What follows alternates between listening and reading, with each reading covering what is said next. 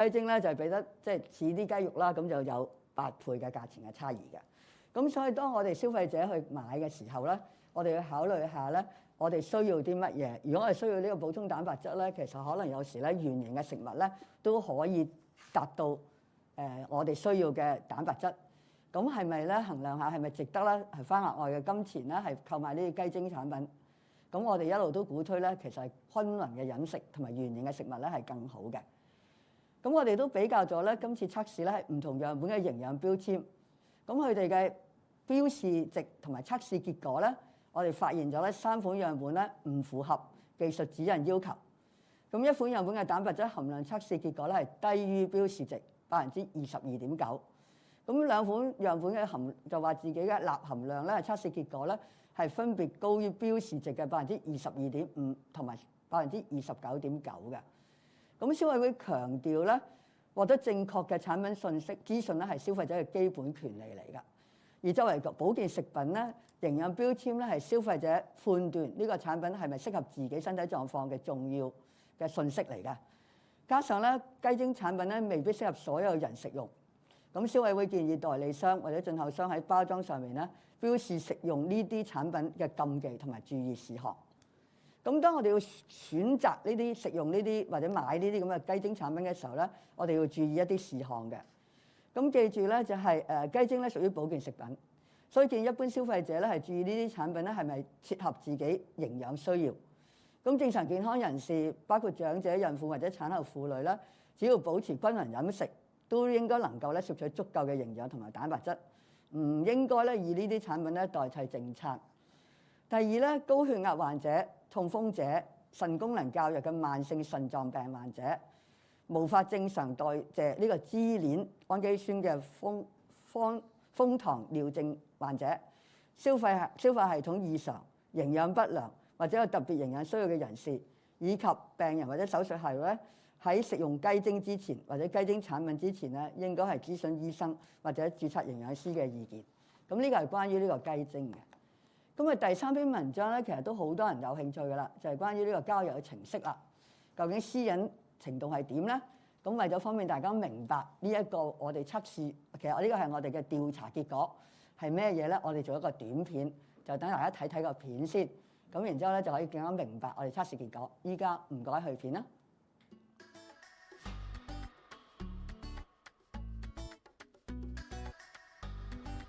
喂，呢個正喎，match 佢啦！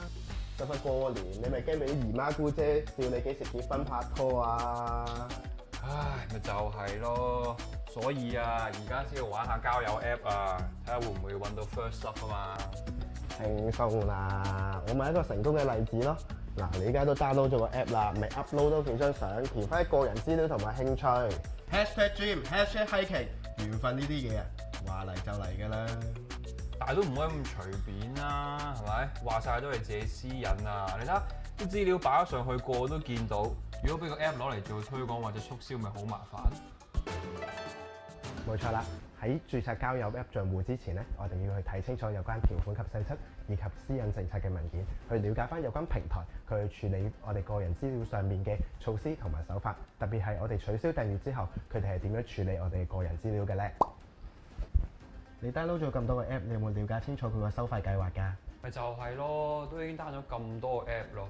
唉，但係啲收費真係好難明啊！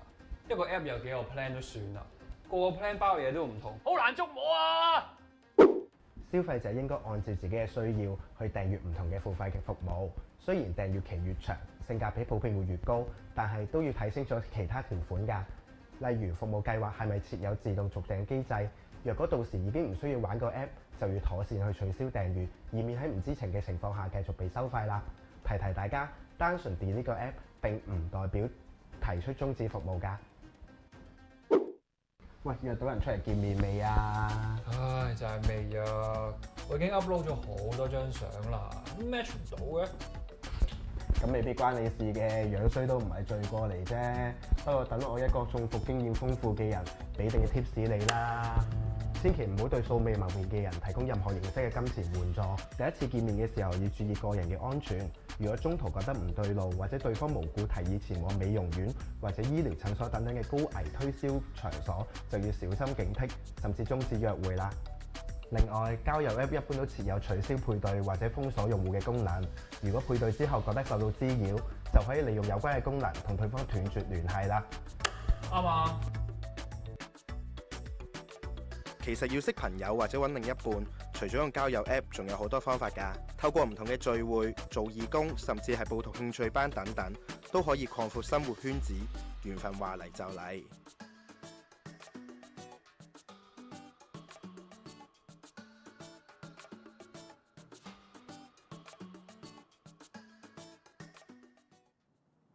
好，依家由我咧就再介紹下呢個關於交友 Apps 嘅問題啦。咁消委會嘅職員咧喺舊年10月至12月咧，就用一般消費者嘅身份咧下載同埋試用咗9個較受香港人歡迎嘅交友應用程式啦，即係我哋叫交友 Apps 啦。全部咧都係需要註冊方咧會提供呢個服務嘅。咁有一個咧只係需要填寫性別同埋電話號碼咧，即刻可以就開帳戶㗎啦。有2個咧就要求咧提達多達12項嘅個人資料。其中一個程式咧更要求咧用戶咧回答多條與自身價值觀相關嘅問題。咁註冊過程咧係相對繁複嘅。咁要知道咧對象係咪合眼緣，檢視佢嘅照片咧，或者係更為直，或者最為直接。有6個程式咧規定用戶必須上載清晰可見嘅面照啦。如果冇相片咧顯示用戶面容咧，有機會係導致帳戶咧就被封鎖。咁喺全部9個交友嘅應用程式裏邊咧，都預設咗將用戶個人資料咧用於推廣或者促銷等目的。但係只有8個應用程式嘅私隱政策咧有定明相關嘅用途。餘下一個嘅程式嘅指出咧，用戶提供嘅個人資料咧，僅作提供服務、設計活動、內容、內部營運參考、統計之中或者用嚟統計嘅。咁咧字眼上咧與推廣或者促銷咧似乎冇直接嘅關係。但係當消委會查詢嘅時候咧，就回覆話推廣促銷亦都包括喺裏邊㗎。調查嘅應用程式之中咧，僅有3個咧可讓用戶咧係退出以上嘅安排。咁係近90%嘅，即係有8個嘅應用程式咧都可以免費提供咧2至6個基本篩選條件。咁包括咧性別啦、年齡啦、距離啦、居住地啦、語言等。其中一個程式咧就更加能夠提供多達16個嘅篩選條件。咁包括埋咧年薪同埋總資產等嘅。有6個交友嘅應用程式嘅訂閱計劃咧，另有提供咧係進階篩選功能。咁普遍咧選項包括身高啦、教育程度啦、交友目的啦、生育計劃啦、生活習慣等等嘅。假如帳戶長時間被限制，有6個程式咧或者會自動停用或者刪除有關用戶嘅檔案。咁佢訂立嘅限制期咧可以由180日至30個月不等。之後咧，商戶一般會按照私隱政策保存有關用戶嘅資料咧，係28日至不多於180日後先至予以銷毀。但係如果用戶咧係因為違規行徑而遭封鎖帳戶咧，有3個程式咧就會將你嘅資料咧保留咧係1年嘅，以備調查不法或者不良行為。有3個交友程式咧就冇註明用戶嘅個人資料保存期。經消委會嘅職員咧去查詢之後咧，只有1個咧係作出有關補充，另外2個咧都冇回覆啦。咁即係話咧喺處理用戶資料嘅透明度咧係有待改善嘅。咁全部調查嘅交友程式咧都係唔會收基本嘅收費嘅，即係基本功能咧就唔收費嘅。但係用戶如果想使用額外功能啦，就可以用呢個訂閱收費計劃。基本訂閱嘅計劃咧收費係介乎每1個月78蚊至235蚊，分別提供4至6種功能。咁一般包括咧係更多按讀讚嘅次數啦，更多按讚嘅次數啦，增加曝光等。咁進階訂閱計劃嘅收費咧就較高嘅。咁功能咧可以達到7至11個，包括咧係探索更多用戶啦，重新聯繫失效嘅配對或者對話邀請等。月費咧就係138蚊至468蚊不等。不過訂閱選項原來咧都係男女有別嘅收費。其中1個交友程式為例啦，女性用戶咧雖然只有1個訂閱計劃可供選擇，但係無需訂閱咧亦都可以同男性咧用戶交談。相反，男性用戶咧需有3個訂閱計劃可以選擇，但係必須訂閱之後咧先能夠同閱讀女性用戶發出嘅信息同埋佢嘅互動。咁有見海外消費者組織曾經發現咧，個別交友應用程式會按照用戶嘅年齡等因素，向不同嘅用戶咧作出差價嘅或者差別嘅定價。消委會咧就職員因此咧註冊咗一系列嘅賬戶，涵蓋咗18至68歲嘅用戶。咁結果顯示咧，呢個交友程式嘅6個唔同年齡嘅賬戶之中，出現咗3種價格差異嘅組合。被收取最高價錢咧就係38歲嘅賬戶，次高咧係18歲同埋58歲，最低咧就係28歲、48歲同埋68歲嘅用戶。咁可以訂閱12個月嘅服務計劃，測試中咧38歲嘅用戶咧，38歲嘅賬戶訂閱3個唔同嘅服務計劃嘅時候咧，佢嘅費用咧係較收費最低嘅群組咧，分別係高出34%、21%同埋42%嘅。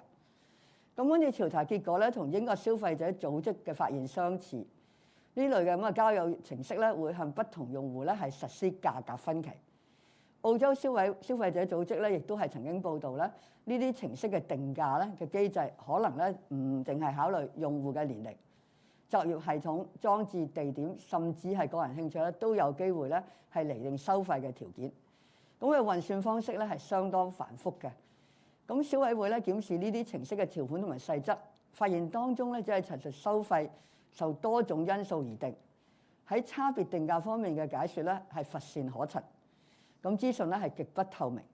咁當消委會向呢一個交友程式查詢嘅時候咧，商戶咧亦都未有給予任何嘅回應，咁做法咧係令人失望。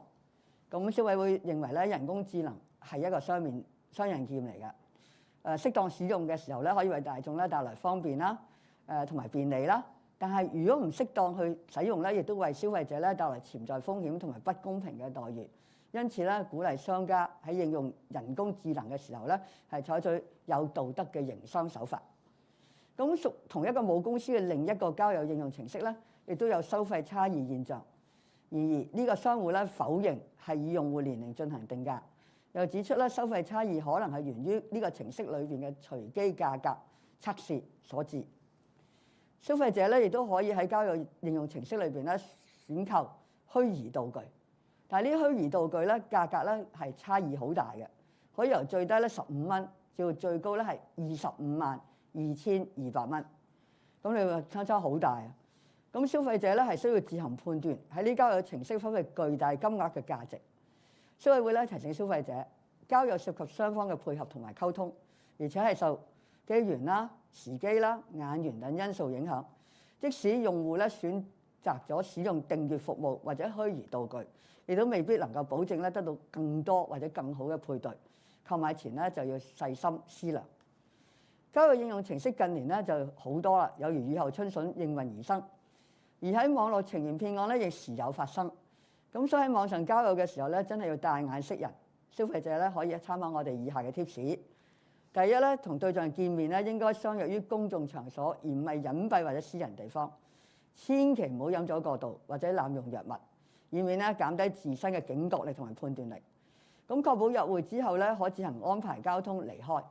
如果會面過程中咧感到情況有異咧，應該提前終止呢個約會嘅。第二咧係初次見面嘅時候咧，應該避免談及自身嘅經濟情況。如果對方無故提議你去美容院啊或者診所呢啲高危嘅推銷場所咧，咁小心警惕啦，切勿咧向素未謀面嘅人咧給予任何形式嘅金錢援助嘅。咁呢個咧就係關於呢個消費嘅交友 Apps。咁第四個咧就係關於呢個牙齒嘅矯形啦，即係牙套矯齒嘅嘅風險啦。咁我哋有半自助同埋自助嘅隱形牙套矯齒療程。咁牙齒矯正療程咧，或者我哋叫做箍牙啦，一向都俾人感覺咧係收費高昂嘅。療程過程咧既辛苦咧又唔靚嘅，打理咧亦都好花功夫嘅。咁隨住箍牙嘅技術同埋物料咧日益進步啦，新興嘅隱形牙套咧矯齒程序，即係隱形去箍牙啦，標榜咧係無妨外觀同埋方便清潔，收費咧係相對便宜，故此咧係吸引咗唔少人咧都想試下嘅。不過消費者委員會向6間隱形牙套品牌嘅公司查詢，佢相關嘅隱形牙套矯齒療程資料，發現咧只有4間咧表示咧係會由本港註冊嘅牙醫進行牙科檢查同埋療程期間跟進。另外有一間公司咧就只係提供 3D 牙齒嘅掃描，唔設牙科檢查，並且聲稱咧由矯正醫生咧支援療程，同埋透過咧應用程式遙距咧去監察呢個箍牙嘅進度。另一間咧就要求消費者咧係先俾錢係購買咗呢個療程，然之後先安排咧牙科檢查。而喺療程期間咧亦都冇牙醫跟進。咁消委會認為咧箍牙係一項專業嘅醫學治療嚟㗎。如果冇註冊牙醫跟進咧，對消費者嚟講咧係缺乏保障嘅，極度缺乏保障。建議政府咧密切留意以呢類模式運作同埋冇本港註冊牙醫跟進嘅矯齒服務，對消費者嘅風險。所以亦都提醒消費者咧，唔應該因為收費較便宜或者貪方便咧，隨便咧接受冇牙科檢查或者註冊牙醫跟進嘅療程，以免咧出現咗問題嘅時候咧，除咗對牙齒造成永久損害咧，亦都難以追究責任。咁咧，我哋今次咧就有將6間隱形牙套公司嘅療程模式咧，大致分為4類嘅。咁咧係第一類啦，咁你可以睇下我哋有4類嘅。咁第一類咧就係有牙醫主理同埋跟進療程。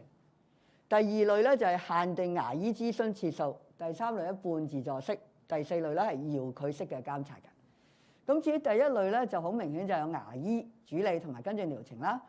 咁喺4間我哋查嘅公司裏邊咧，就表示咧係呢4間有本港註冊牙醫跟進箍牙療程嘅牙套公司之中咧，有3間咧表示佢個角色咧只係物料提供嘅啫。所以咧係一個物料供應商。咁整個箍牙嘅療程咧，包括咗療程前嘅牙科檢查啦、定期覆診同埋跟進咧，都係由呢個註冊嘅牙醫去主理嘅。費用咧亦都係由牙醫自己去定收幾多錢。咁一般嚟講咧，大約咧係24,000蚊咧至5萬蚊左右。咁有公司表示咧，仲可以為顧客咧預約網絡牙醫啦。亦有公司表示咧係唔能夠直接介紹牙醫，但係可以提供咧使用佢嘅隱形牙套嘅牙科診所資料，供顧客自行聯絡。咁第二類咧係屬於咧就係限定牙醫同埋限定諮詢次數嘅療程。咁模式咧就係顧客咧必須咧由呢個公司咧轉介到合作嘅牙醫，並且一般咧係提供3至4次嘅牙醫嘅諮詢同埋跟進服務。咁包括咧係療程前嘅檢查啦、試戴牙套同埋磨牙啦。咁如果有需要嘅時候。咁所需要嘅費用咧，大概係16,800蚊至26,800蚊，就咁上下。但係療程前嘅牙科檢查收費咧，係另外再要俾咧係1,500蚊㗎，因為唔包括喺呢個26,800蚊裏邊。呢個療程期間，如果出現牙齒問題咧，可先向呢個公司嘅售後服務員咧查詢。如果需要約見牙醫咧，就要另外俾診金啦。咁而向顧客講解模擬矯齒嘅效果預覽圖，同埋其後售後服務咧都係由公司負責，即係唔係牙醫負責。咁第3類咧就係我哋叫半自助式咧，就係冇牙醫跟進嘅呢個半自助式。咁咧呢個規模運作嘅一間公司咧，只係提供咧療程前嘅牙醫檢查同埋掃描，療程期間咧唔會有牙醫跟進療程。咁牙套公司咧亦都唔會主動咧聯絡呢個客戶咧去監察佢嘅療程進度。咁當然價錢咧就係由15,000蚊到19,000蚊咯。咁但係咧喺消委會嘅職員咧透過即時通訊軟件作初步查詢嘅時候咧，信息中咧就會顯示香港牙科醫生免費跟進嘅字眼。咁而最後一個咧就係所謂遙距式啦。咁呢個咧就係冇牙醫檢查同埋跟進嘅，係差唔多你可以講全自己搞掂嘅。咁咧唔論療程所需嘅隱形牙套數目，劃一收費咧係16,000蚊。咁另外咧就加埋500蚊療程前嘅掃描費用。咁係唔設呢個牙科檢查嘅。療程期間咧主要都係透過網上咧跟進同埋聲稱咧有一隊矯形醫生支援。顧客咧係需要透過相關應用程式上載牙齒近照俾牙醫咧括號審視。而牙醫咧係有機會咧係本港註冊牙醫或者海外註冊牙醫。咁所以咧我哋會睇到咧係有好大嘅分別。咁大家要揀嘅時候咧就要識揀啦。咁由於咧第3類模式係半自動嘅療程咧，睇嚟好似有牙醫嘅支援，但係嘅角色同埋參與程度咧都欠透明。所以消委會咧就派職員咧係做神秘顧客身份，到訪呢間提供半自動式箍牙療程，收費咧係6間之中最低嘅牙套公司接受免費諮詢。呢個公司嘅職員就話咧，如果想接受療程前嘅牙科檢查或者掃描同埋掃描咧，需要先付款購買15,000蚊至19,000蚊嘅計劃。咁呢個職員咧介紹佢嘅療程嘅優點，包括咧價錢平啦，好多個案咧都無需剝牙啦，只需要磨牙縫啦，性價比高啦等等。並且強調咧佢套餐價格較低嘅原因咧，係因為直接由牙套公司提供箍牙療程，而唔係經由牙醫進行。但係顧客需要作自行佩戴牙套並監察嘅進度。咁呢個公司嘅職員咧，其後咧就睇到消委會嘅職員嘅前排牙齒咧，就話咧確定咧需要用收費較高嘅療程，並且咧表示矯齒方案咧係由海外嘅牙科實驗室同埋矯齒科醫生咧係設計，可以咧唔使剝牙，只需要磨牙縫就可以將牙齒移動到合適嘅位置。咁目前咧，香港嘅註冊牙醫嘅醫學療程咧，治療咧係需要受到牙醫註冊條例同埋佢附屬嘅法例規管嘅。任何人如果唔係註冊牙醫，而喺香港以牙醫身份執業咧，都可能係觸犯咗牙醫註冊條例。但係今次調查部分療程咧，聲稱係由海外註冊牙醫或者係矯正牙醫生遙距跟進，佢哋係咪具備相關嘅資歷同埋訓練，就好難證實。再者，如果要追究責任咧，佢哋未必咧係受到本港法例監管嘅，因為喺海外噶嘛，對消費者咧欠缺保障。如果療程唔涉及本地註冊牙醫，消費者只可以追究牙套公司。咁牙套公司咧雖然都會受到貨品售賣條例同埋服務提供，包括括號隱含條款（括號條例）規管，必須咧係提供與説明相符嘅商品，以及合理程度謹慎提供服務。但係，如果牙套公司係位於海外嘅外地嘅，消費者呢要追究責任咧係會非常困難。咁消委會指出咧，箍牙屬於專業服務，係一項咧必須由註冊牙醫進行並監督嘅醫學療程治療。然而咧，市面上部分嘅牙套公司或者中介咧係將箍牙療程咧包裝成為商品同埋服務，直接銷售俾消費者，將複雜嘅治療程序咧就成好似流水作業式嘅處理。等個顧客咧自理啦，對消費者構成極大風險。所以認為咧，政府有需要密切監察，以及以呢一類模式運作同埋冇註冊牙醫跟進嘅療程對消費者嘅風險。如果有需要咧，採取有效措施，包括咧需考慮是否規管呢一類自助或者半自助式嘅矯齒服務，以提升咧對消費者嘅保障。同時咧，亦要教育消費者，唔應該只係因為收費吸引或者方便咧，接受由唔係本港註冊牙醫進行檢查、診斷同埋跟進嘅矯齒療程，以免出現問題嘅時候咧，除咗要承擔咧難以補救嘅皮肉之苦同埋金錢損失之外咧，亦都難以追究以上嘅責任。咁我哋建議消費者咧，如果想箍牙咧，要注意以下2個事項嘅，起碼第一個咧係即使箍牙療程咧聲稱咧係有本港註冊牙醫參與，亦要了解咧有關嘅牙醫嘅參與嘅程度係點樣樣。例如係咪只係提供前期嘅牙科檢查咧，因為整個療程都有參與咧，包括制定矯齒方案啦，提供定期覆診同埋實體嘅跟進咧。第二點咧要關注嘅就係佩戴牙箍會阻礙清潔口腔，牙齒或者牙肉健康欠佳嘅人士，譬如有蛀牙啦、牙髓病或者牙周病咧，或者未有妥善管控嘅糖尿病等等，咁必須先處理好呢啲啦，先至進行呢個箍牙嘅療程嘅。咁呢個就係關於箍牙嘅。咁最後一個中文嘅文章，今日咧就係關於呢個增值課程啦。咁市面上嘅進修課程咧，或者補習班咧係五花八門，咁嚟到滿足學生咧或者我哋想自我增值人士嘅需求啦。咁報讀某一啲進修課程咧，仲可以獲得持續進修基金嘅資助。但係消費者委員會咧係接獲唔少涉及院校同埋提供補習服務機構嘅消費投訴，主要咧係涉及銷售手法啦、課程質素啦，以及合約條款等不同範疇。咁消費者報讀嘅時候咧，要多加留意。咁今日咧就將2個個案咧同大家分享㗎。其中一個個案咧就關於上門補習服務咧變成打電話問功課。咁啊 B 公司嘅職員咧上門造訪咗目不識丁嘅投訴人，自稱咧係政府派嚟嘅人員，接獲者社工轉介嚟到做家訪，並且咧手持稱係投訴人嘅女兒嘅試卷。咁投訴人咧不如有詐啦，就去個職員咧就表示咧需要1對1上門補習服務。職員表示咧可以安排導師於指定時間咧上門補習，1年收費咧係4500蚊。咁投訴人就同意啦。咁職員咧即場發出收據，但係收據上面就寫咗熱線電話問功課。咁但係投訴人唔識字㗎嘛，咁職員亦都冇同佢講出咗收據嘅內容，冇讀出收據內容。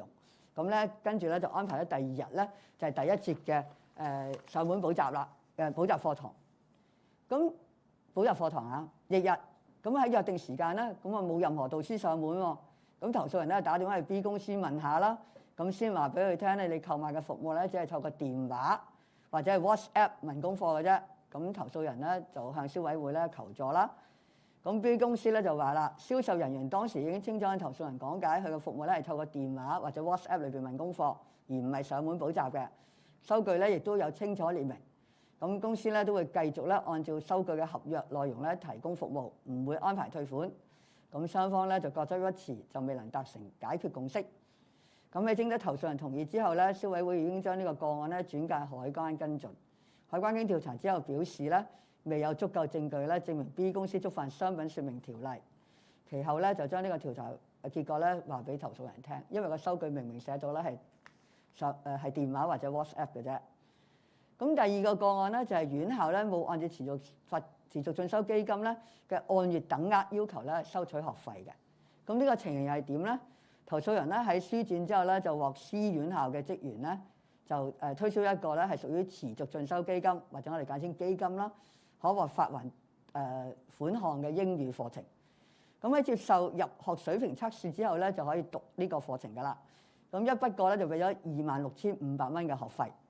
咁投訴人完成咗第1節課程之後咧就認為內容太過簡單，又質疑個入學測試咧只係得15條嘅選擇題。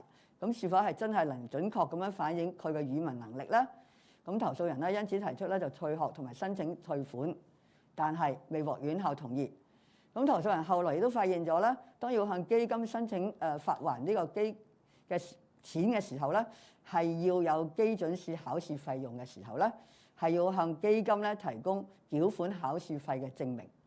但係 C 院校咧所發出嘅收據咧冇列明呢個考試繳費嘅收費個細項嘅。咁基金咧亦都要求院校咧需要每按月等額形式咧收取學費，即係話如果課程為期係多於1個月咧，咁應該咧將學費咧就係即係需要嘅課程嘅費用咧係每個月分期俾嘅。但係 C 院校咧就一筆過咧收取晒所有嘅學費。咁做法咧或者有違基金規定之餘咧，院校嘅職員咧更曾經要求咧投訴人簽咗一份聲明，其中一點咧係指出課程咧原本係定1個月嘅咋，因為投訴人嘅要求咧先延長呢個課程，咁所以咧院校咧就要維持一筆過收取學費啦。咁投訴人咧懷疑院校咧係意圖以呢個聲明咧迴避基金要求，就向消委會求助。經過消委會調停之後咧，C 院校咧就提出扣除第1個月嘅學費，同埋收取咧5%嘅手續費之後退回餘款。咁投訴人咧唔同意，並且咧堅持院校咧會作出全額退款。咁經消委會再次調停之後咧，C 院校咧願意只係扣除5%嘅手續費，另外退款咧就係大約25,000蚊。咁投訴人咧終於接受咗呢個方案啦。咁咧，所以消費者咧係報讀唔同課程嘅時候咧，要考慮下我哋以下嘅建議嘅。第一咧，消費者可以考慮咧參考院校嘅免費測試，甚至試堂。但係需要留意咧試堂嘅條款，同埋千祈唔好心急咧繳付留位費。如果院校咧設有成績保證計劃，需要特別留意咧獲取相關保證嘅條件，並且咧保留交易文件同埋合約條款細則，日後一旦發生糾紛嘅時候咧有所憑據。第二咧，如果課程機構以問卷調查方式去獲取學生資訊，消費者應該對個人資料嘅披露同埋用途加倍留意。如果遇到銷售人員上門推銷課程，並聲稱咧持有佢嘅子女在校嘅成績，消費者咧應該小心查證銷售人員嘅身份，並且確認文件嘅來源同埋真偽，切勿輕信銷售員嘅口頭承諾，簽署文件同埋付款。第三咧，消費者報讀可持續進修基金還款可以，消費者報讀可獲持續進修基金發還款項嘅課程嘅時候咧，需要先到基金嘅網站核對可獲發還款項課程嘅名單同埋要求細節。如果課程咧需修讀多於1個月咧，但院校未有安排咧按月等額收費咧，消費者應立即咧向院校提出。消費者亦都需要留意咧向基金申請發還款項嘅出席率同埋成績要求。咁呢個咧係今次選擇月刊裏邊我選咗5篇文章嘅中文版。Let me summarize the key finding of the 5 paper in English now. The first paper is about washing and drying performance of washer dryers. According to Consumer Council's test on the washing, drying, and wash and dry combo function of 10 washer drying models on the market, the cleaning performance, water extraction performance, drying precision, energy and water consumption, as well as the cycle time were found to vary substantially. The performance of the same model also vary considerably when used for different textile materials and when running different programs. The 10 models included in the Council's test were all front loading types, which is the most common type of washer dryers available on the market in Hong Kong.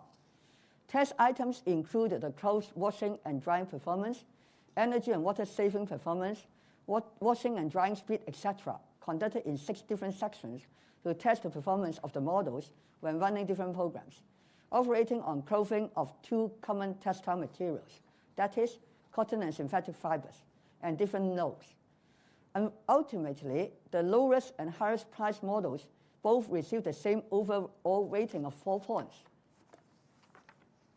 The model were tested for the cleaning performance of various stains, including blood, tea, wine, salad dressing, chocolate ice cream, lipstick, and ink, etc.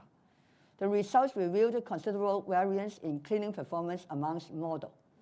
The cleaning ratios, which reflected the cleaning performance, varied by up to approximately 27% across all models in the washing synthetic fiber clothing section, while that for the washing cotton clothing section saw a variance as high as 20%.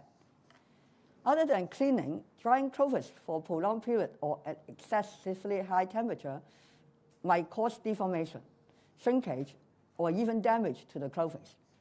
On the contrary, if the clothing had not been fully dried after the first cycle and the user chooses to restart the drying program, the washer dryer would need to heat up the cooled down clothing once again.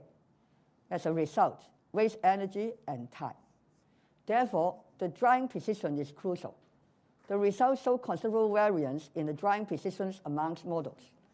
Taking the test section drying cotton clothing, for instance, for one model, the overall dryness of the clothing immediately after drying was considerably close to that when the clothes was in the dry state, with a mere difference of 0.1%. Another model, however, had a difference of 9.4%, with many clothes not fully dried. Of course, other than cleaning and drying, energy and water consumption are important. The test results show a huge difference in energy consumption amongst models, with a maximum difference of approximately 79% in energy consumption for washing per kilogram clothing in the washing synthetic fiber clothing section, for instance. Besides the wash program, the drying performance also consumes water. If the drying cotton clothing and drying synthetic fiber clothing sections, the maximum difference in water consumption of drying each kilogram clothing was around 83% and 86% respectively. The same model had the highest water consumption in both the aforementioned sections, yet this model had the most outstanding water-saving performance in the washing cotton clothing section. Once again, reflecting that the same model could have varying performance when operating under different wash and drying programs, and when used for treating different textiles. 3 of the test models could complete the washing program within 2 hours, while one model required over 3 hours. In terms of drying, 2 models were able to complete the drying programs within 3 hours, whereas 2 models took over 5 hours. For the wash and drying program, one model could complete it within 4 hours, yet one model required over 7 hours to complete the entire program. So you can see the difference between models. Different models each had their own strengths and weaknesses in different test sections. The model with the most outstanding cleaning performance did not perform the best in the drying precision test. The model with the most power-saving wash program contradictorily received the lowest rating in the power-saving level for the dry program. Consumers should select a model that matches their personal garment care habits, such as whether they have more cotton or synthetic fiber clothing. Appropriate use and good maintenance could extend the lifespan of the machine, supporting the principle of sustainable consumption. And this is about the washer and dryer. The second paper today is chicken accents. The Consumer Council conducted tests of food safety and nutrient concentration of 15 samples of commonly found prepackaged chicken accents products.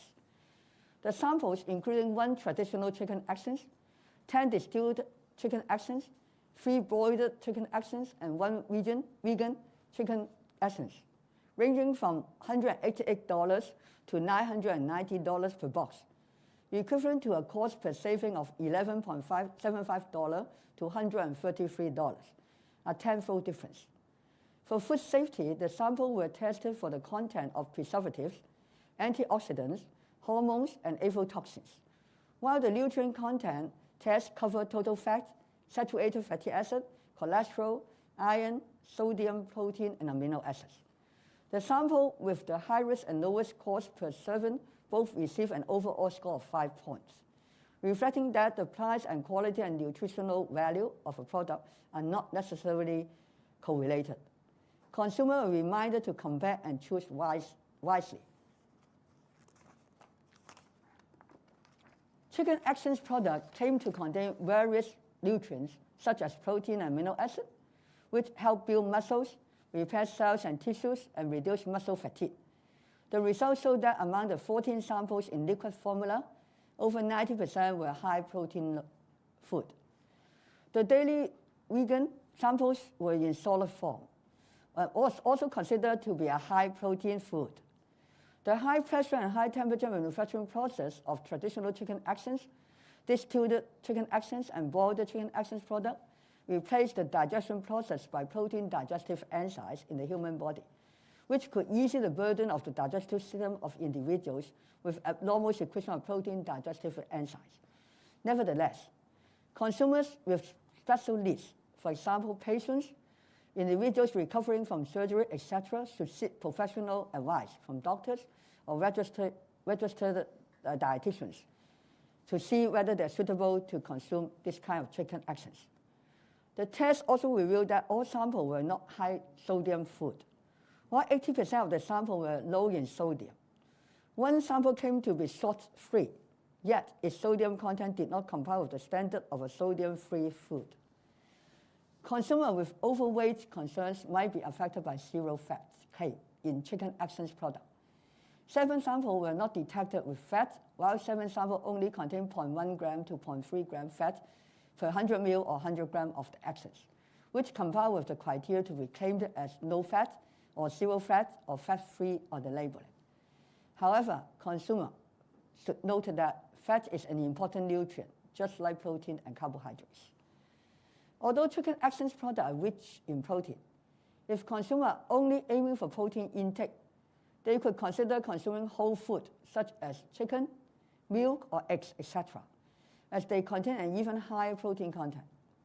Taking skinless chicken thigh, for instance, consuming 100 grams could provide 26.3 gram protein intake and could only cost about $5.83.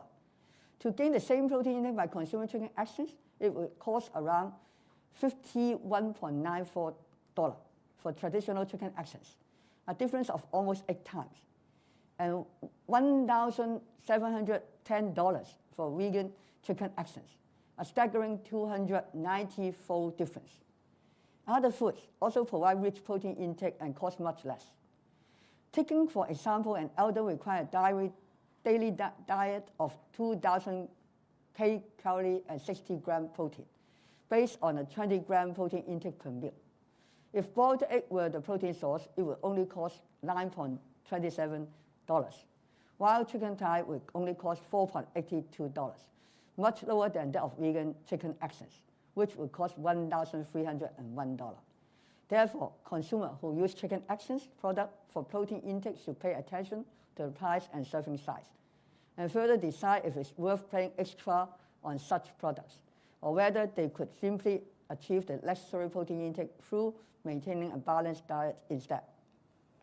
According to the technical guideline note on nutrition labeling and nutrition claims, we call it guidance note, the discrepancy between the declared and actual nutrient content of all prepackaged food should be within the tolerance limits set out in the regulations. 3 samples did not comply with the requirements set out in the guidance note. The actual protein content for 1 sample was 22.9% lower than its declared amount. The actual sodium content of 2 samples were 22.5% and 29.9% higher than the declared amount. The Council stressed that it is a fundamental consumer right to receive accurate product information as supplement. Nutrition labels are one of the most important sources for consumers to judge if the product fits their health condition. Not to mention chicken accents product might not be suitable for everyone. The Council urged the agents or importers to add information on contraindication and instruction for consumption on the package. One point consumers need to pay attention, particularly chicken accents is considered as health supplements.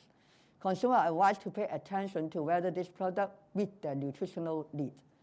Healthy people, including the elderly, pregnant women, or postpartum women, can have enough nutrients as long as they maintain a balanced diet. It should not be used to replace regular diet or regular meals. The third paper today is about dating apps, the piracy. From October to December 2022, Consumer Council staff, posing as general consumers, download and trialed 9 dating apps that were relatively popular amongst Hong Kong consumers. The personal data required at registration was largely the same across all apps, including name, gender, sexual orientation, date of birth, location, email address, phone number, etc. Additional information on education level, occupation, interest, etc. could be submitted per user's preference. Of the 9 dating apps, 1 only required the user's gender and phone number to open an account, while 2 require up to 12 items of personal particulars, with 1 request users to answer a number of questions on their personal value, a relatively complicated and time-consuming process. 6 apps require users to upload photos with their face clearly visible. All 9 apps preset permission to use account owners' personal data for marketing or advertising purposes, but only 8 has specified such use in the privacy policy. Only 3 of the apps allow users to opt out of the arrangement. Nearly 90% of the apps provide 2 to 6 basic filters for free, including gender, age, distance, place of residence, language, etc. The remaining 1 apps provide up to 16 filters, including the annual salary and total assets. 6 apps offered advanced filters to their subscribers, with common options including height, education level, dating goals, family plans, lifestyle, etc. Consumers could deactivate or delete their account if needed. If an account is inactive for a prolonged period, say 180 days to 30 months, 6 apps might automatically deactivate or delete the user's profile, after which the service provider will generally keep users' information for 28 to 180 days before data deletion in accordance with the privacy policy. However, if a user's account is terminated due to violation, 3 apps will retain the account information for 1 year in case of investigation of unlawful or harmful conduct. 3 dating apps did not specify the retention period of users' personal data, amongst which only 1 provides supplementary information upon the Council staff's inquiry, while the remaining 2 apps did not respond, reflecting much little improvement in transparency in the handling of user data. All dating apps in the survey did not charge for basic functions, but users could pay for a subscription to enjoy additional features. The price of basic subscription plan range from $78 to $235 per month and offers 4 to 6 additional features. Advanced subscription plans were more expensive, with as many as 7 to 11 features, including exploring more users, etc., with monthly fee ranging from $138 to $468. However, it was found that subscription options could vary by gender. For example, in one app, female users were offered only one subscription plan, but could still chat with male users without an active subscription. Whereas male users have 3 plans to choose from, but must pay for a subscription before being granted access to reading messages sent by female users and interacting with them. Consumer Council staff conduct a test by registering a series of accounts covering users' age from 18 to 68, with intervals of 10 years, and then check the subscription price of the apps. Results reveal 3 combinations of price difference amongst the 5 age-specific accounts. The 38-years-old account was charged the highest, followed by the 18 and 58 years old, while the accounts aged 28, 48, and 68 were charged the lowest.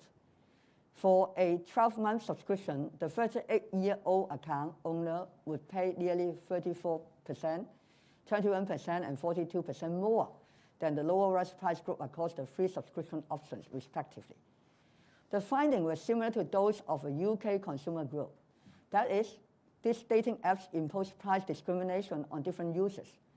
Another Australian council group also reported that the pricing mechanisms of these apps might have taken into account not only the age of user, but also the operating system, device, location, or even personal interest, which might actually be a complex algorithm.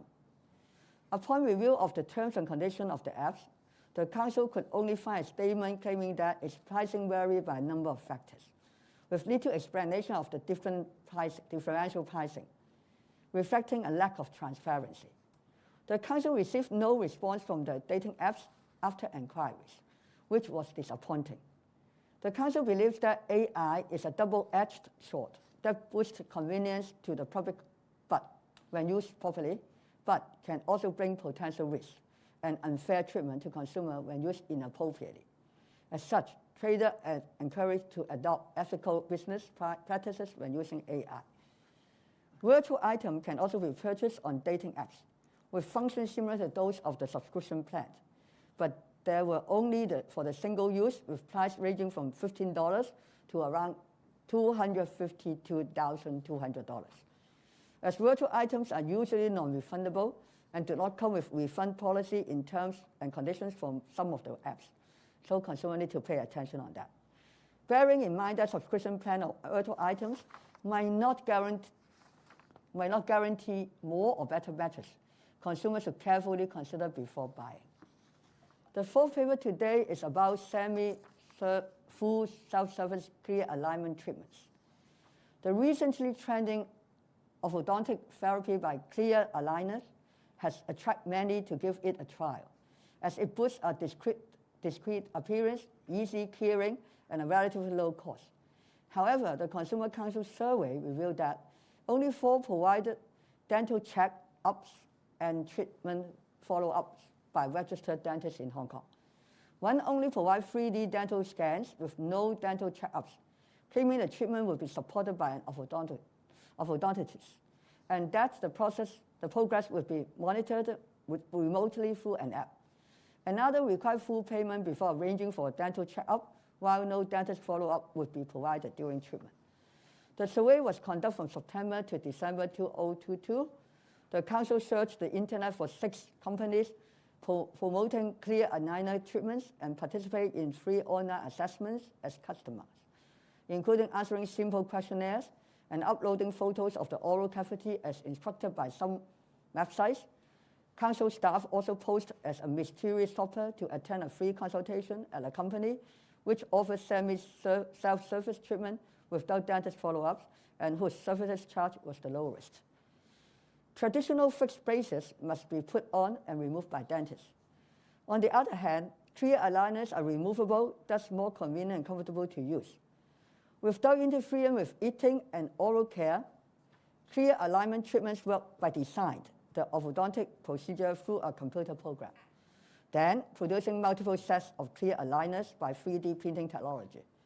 Each set is slightly different from the previous one, used to create a slight pressure at a predetermined points of contact with the teeth, nudging them into decided position.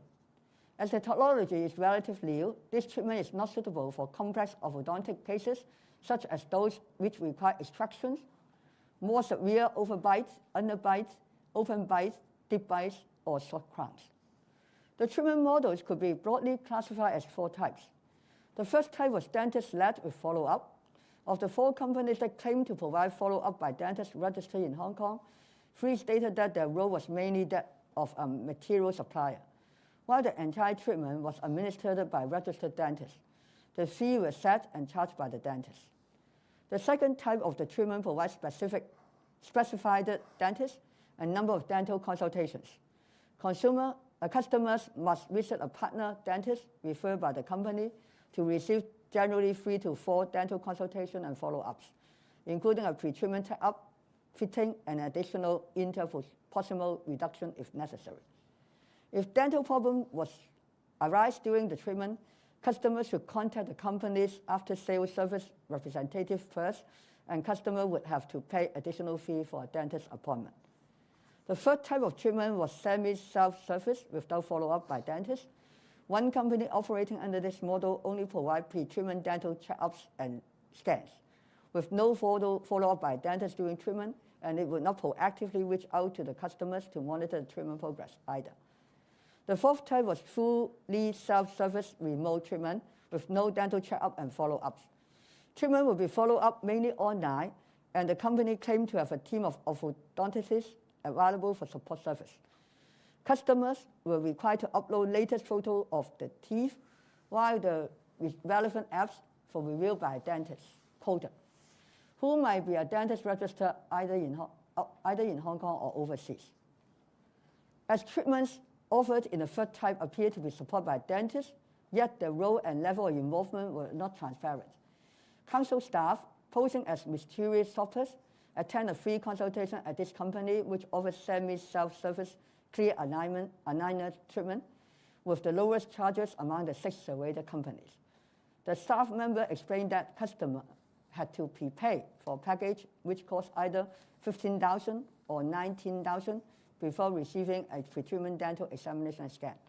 The staff member introduced the advantages of treatment and stressed that the lower price of the treatment package was due to direct provision of aligners by the company, rather than through dentists.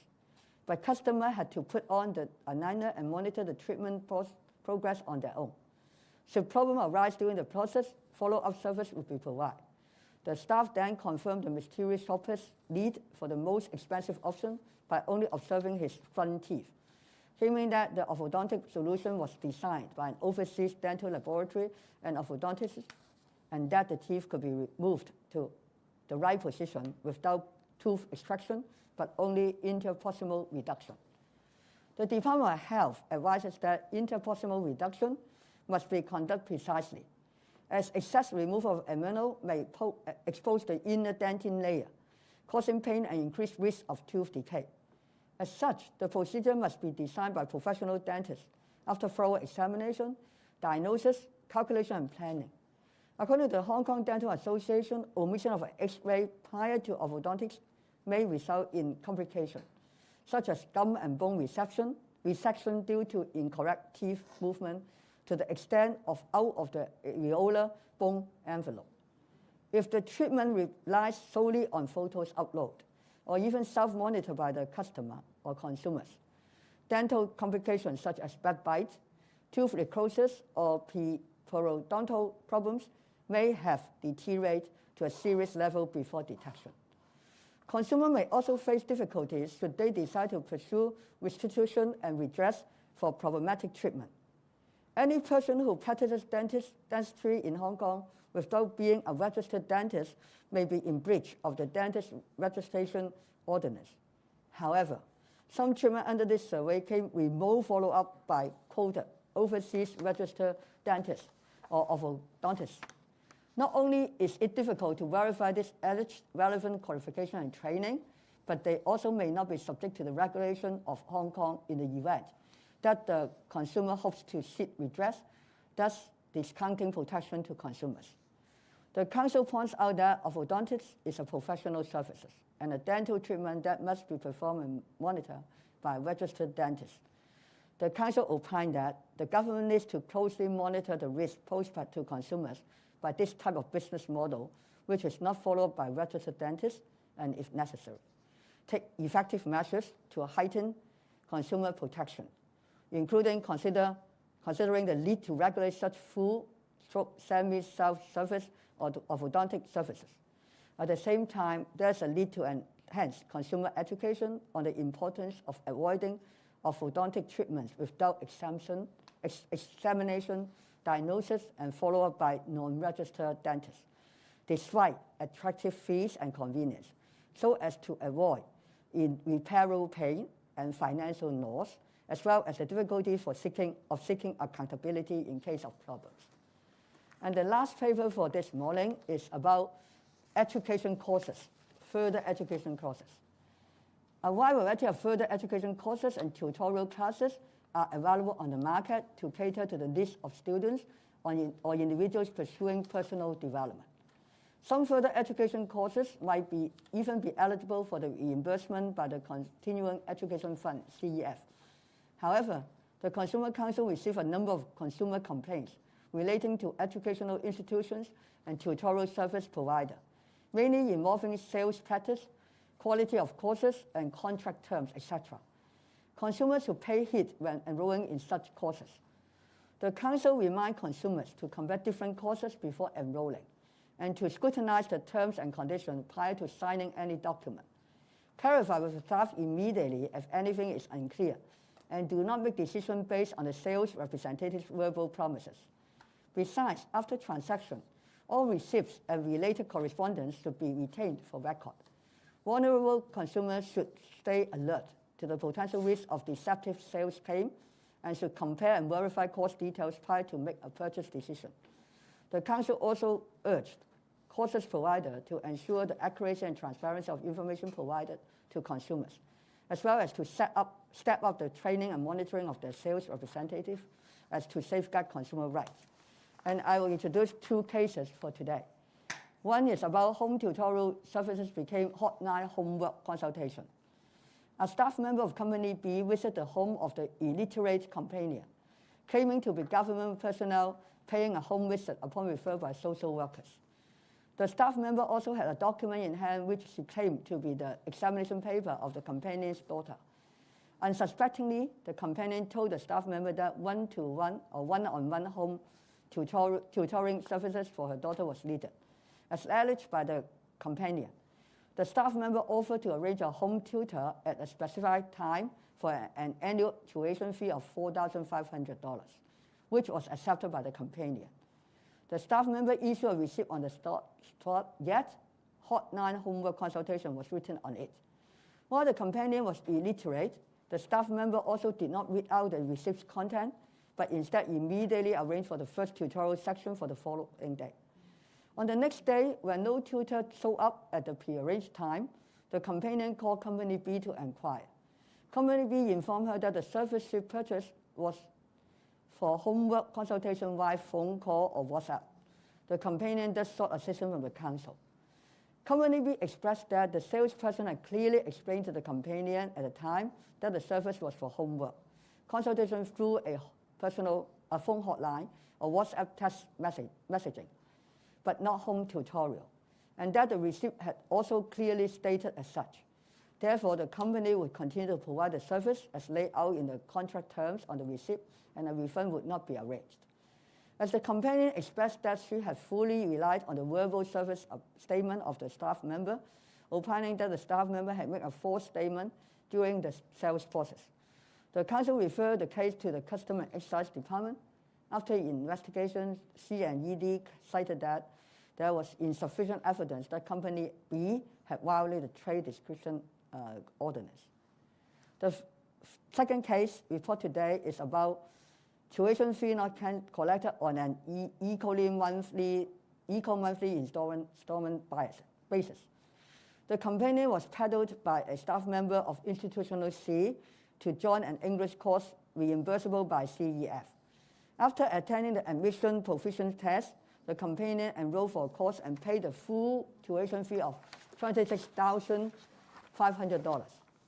After completing the first section, the campaigner found that the course too basic, and also doubt whether the admission test, which only comprises 50 multiple choice questions, could indeed reflect one's language ability accurately.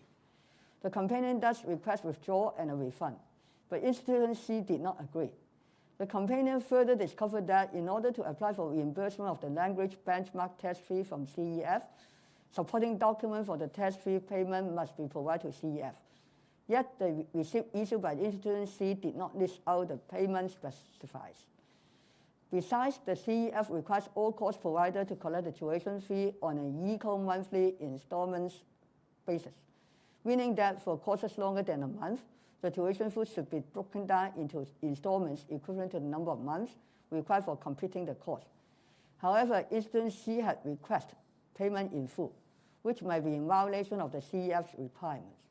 The staff of the institution had even requested the campaigner to sign a statement, which included a clause stating that the course was original for 1 month, but was extended upon the campaigner's request. Hence, the institution could keep the arrangement of collecting the full fee, tuition fee in one go. Suspicions of the institutional intent to bypass the CEF requirement through the statement, the campaigner sought help from the council. After the council consultation, Institution C offered to refund the balance after deducting the first monthly installment of the tuition fee and a 5% handling charge. The campaigner did not agree to this proposal and demand a full refund from Institution C. After the council repeated consultation, Institution C eventually agreed to refund $25,000 after deducting a 5% handling charge. The campaigner accepted this arrangement. And so these are all for today's on the Choice Magazine, the 5 paper we selected for you. Now is the Q&A section. Thank you. 唔該曬 Professor Tam。由於今日收到有關交友應用程式嘅問題咧比較多，咁我哋先係答咗呢一個topic 先。The first question comes from the Standard. Are these dating apps charging users, as these dating apps are charging users differently according to their gender and age, will this be treated as discrimination? It depends, because if they clearly explain that the charge will be according to the age and gender and whatever criteria, that might not be have descriptions. But if they do not state clearly and just give it very, very loosely a weighted description on that, that might be. So it really depends on the apps and how they described it, how do they charge the gender difference and age difference, because it's common for the other sales as well. But the basic one is they must explain it very clearly and how and why they do that. And the customer will know about it before they subscribe it. I don't know whether you have anything to add? Sure. For price discrimination, in fact, right now, if you are talking about age, it is not specifically violating any regulation by far. But one thing that all these apps, designer or programmer have to be really careful is about in case they have any price discrimination against any sex, disability, family, or races, that should be really, really careful. Reasons being is there are specific ordinances governing all these 4 areas of discrimination. But people may ask, if you are getting on a bus, it may have different price for the elderly or maybe for kids, for children. Is it belongs to price discrimination? It could be. Reasons being is it priced according to the age. But it is clearly spelled out, and the scope of it and exactly what price it is very clear to the public. But right now, what we are criticizing is for the price discrimination on this kind of dating apps, the terms and also the disclosure is very blurred and also very general. the whole mechanism is not very transparent to consumers. Because for certain consumers, if they think this kind of price discrimination I don't accept, probably I can choose another app to use instead of using yours. But right now, if you're talking about a very intransparent way of disclosure, or maybe it's not very clear, that may be unknown to the consumers, and then you charge them differently, that may create a certain kind of discrimination. So we would encourage and also urge all these dating apps, in case you have this practice, you should clearly spell out to the consumers and let them make their choice on their own. Because there are different choices in the market. What we found this time as a specific test, one or two companies may have that, and one company said it is probably because of their own programming testing instead of a specific design on pricing. They don't have any price discrimination. So we believe this is not ideal, and that would be an improvement area for the specific trader. Also another question from the Standard. The Council has received some 50 complaints from 2020 to 2022 against dating apps. Any of these cases are related to alleged scam? Did the Council refer these cases to police? For these 50 cases, we haven't refer cases to police, but the details of it is really surrounding on different areas. First of all is the pricing by itself. The pricing, there are hidden charges or maybe automatic renewal of the contract, which the consumer didn't agree to the automatic renewal. And also, most importantly, when you are engaging this kind of dating app service, what you are expecting, you can have a higher chances to get to know another person with a higher chance.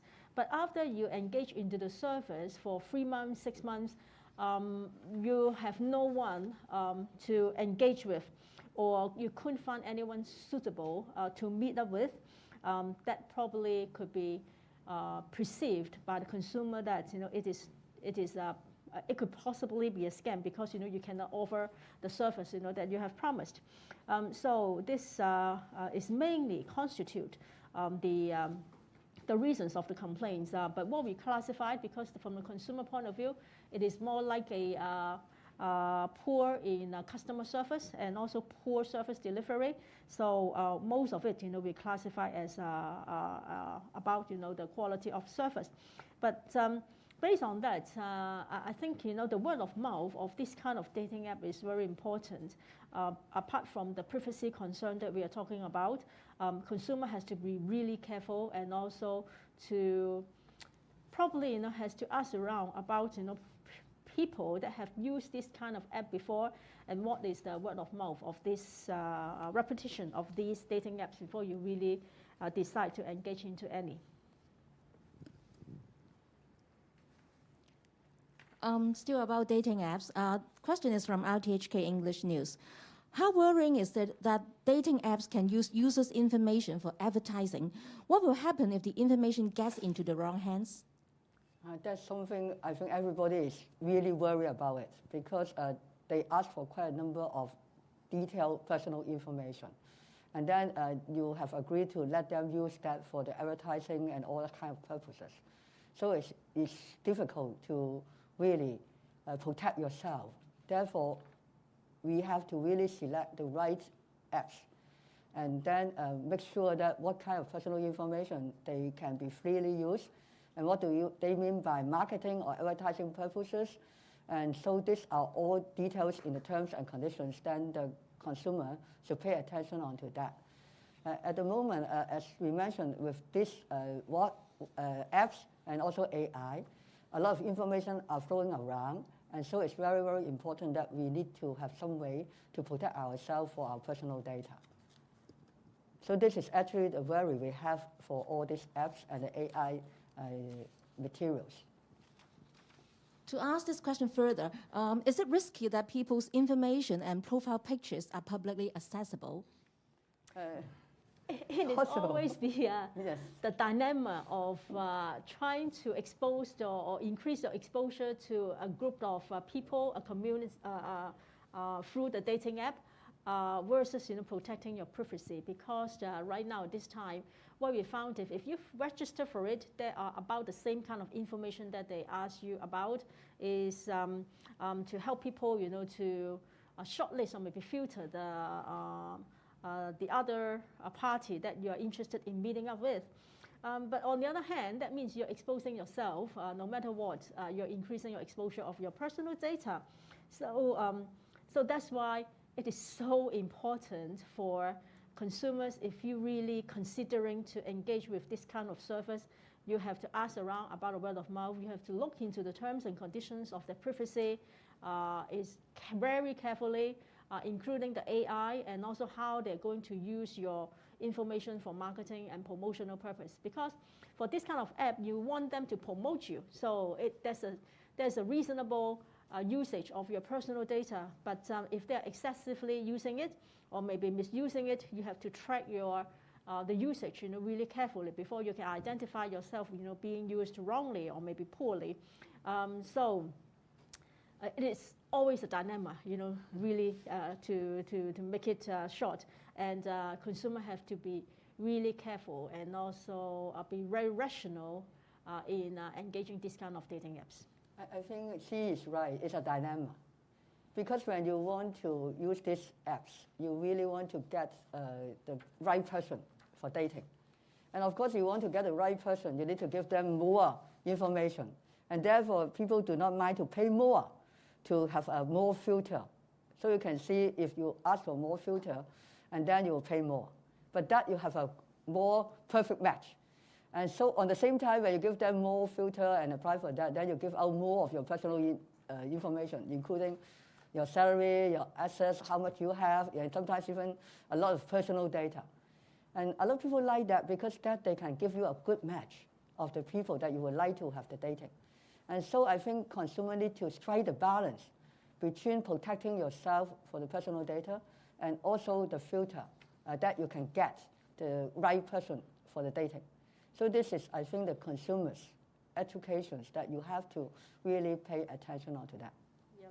And just one supplement is when you successfully get someone to date with, because of the recent, all the different scams happened in the market, so when you even have your first date, you have to be mindful about what are the key points that you have to be aware of. We offer a few key points. First of all is if you are someone, be mindful about, if you are having online dating, that they claim they are professional or maybe with higher education, but in the message it is filled with grammatical errors, that may, you have to be really mindful. And secondly, if the wordings and the place of your first date is very weird, for example, if they are asking you to go to a beauty parlor or maybe a health club, or maybe overpraising you, and also asking you about money, your financial situation, all these have to be really careful because that could possibly be a scam as well. And so when you have your first date, we highly recommend that you meet in a public place like a cafe or maybe a public restaurant, and also never mention about your profession or maybe your financial situation, and also don't drink too much to avoid affecting your alertness and also your judgment. And also, it's better to leave. If you finish the dating, it's better to leave, by yourself and through public transport. And in case, you spot anything weird during the date, don't be hesitate, to stop the date and just politely, leave. That's the engagement. So these are the probably very practical tips that we offer to people. We hope everyone could find the right other half. But on the other hand, because of all the different scams and also crimes happening online for dating, so no matter how much urge you have, you still have to be very mindful about all these.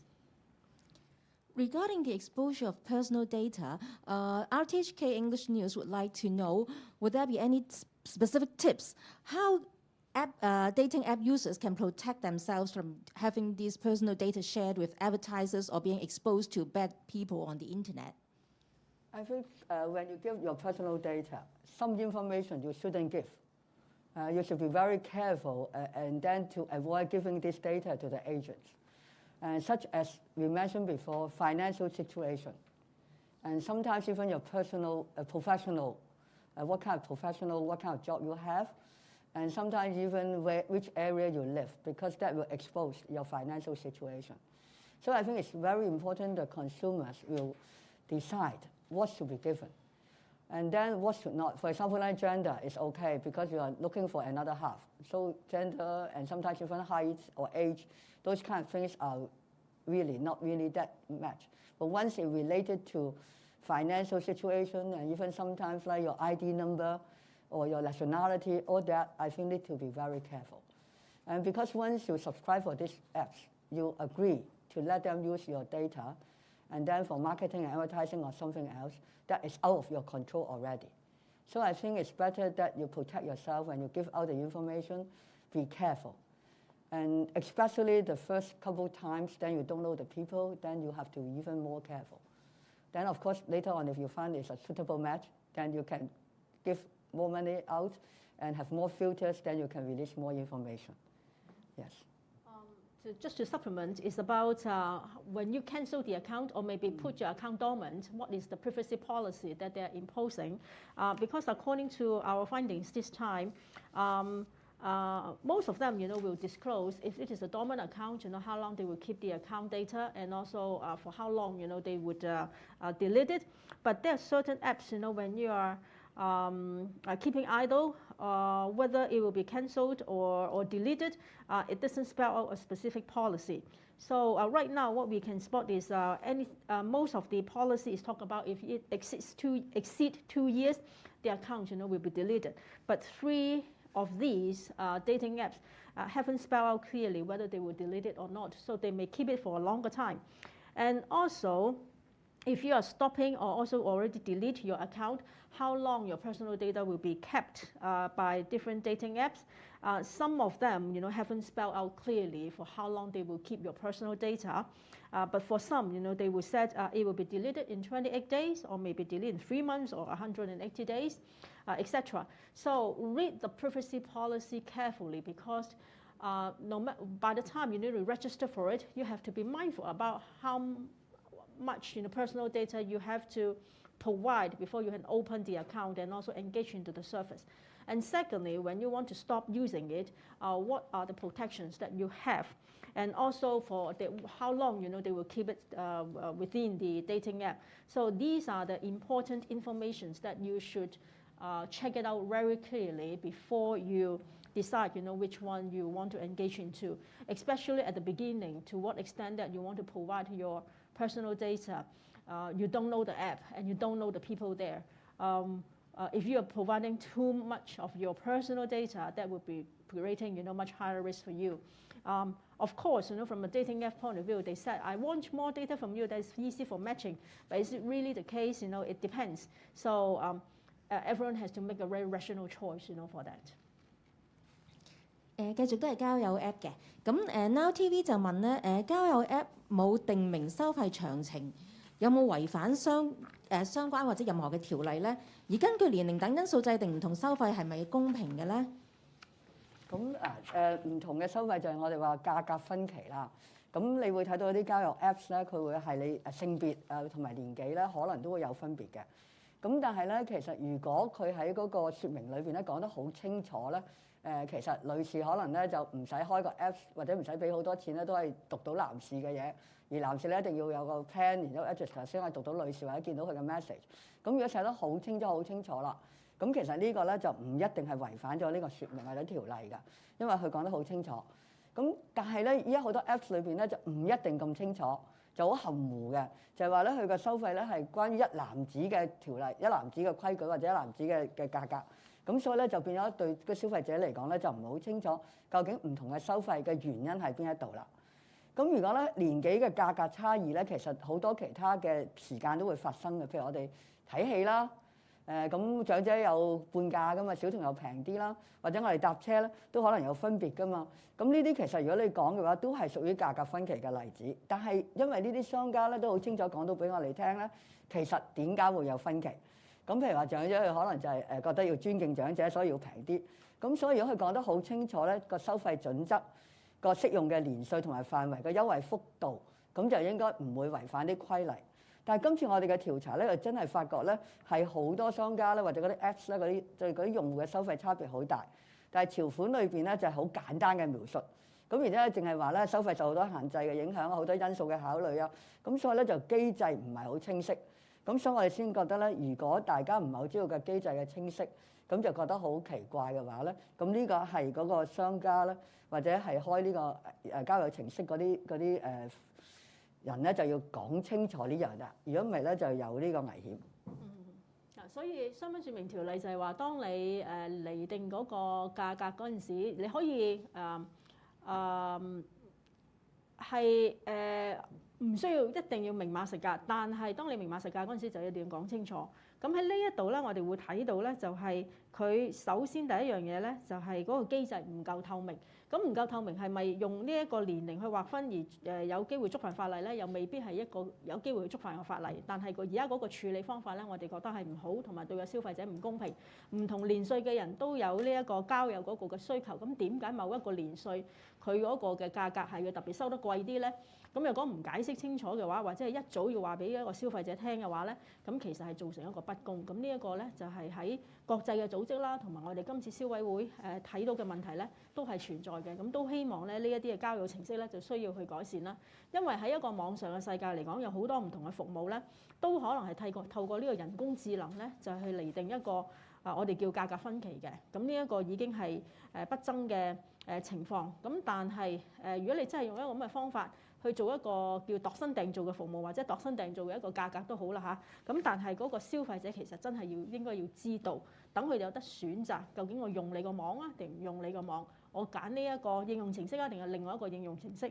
咁呢一個係應該係消費者一個好基本嘅權利咯。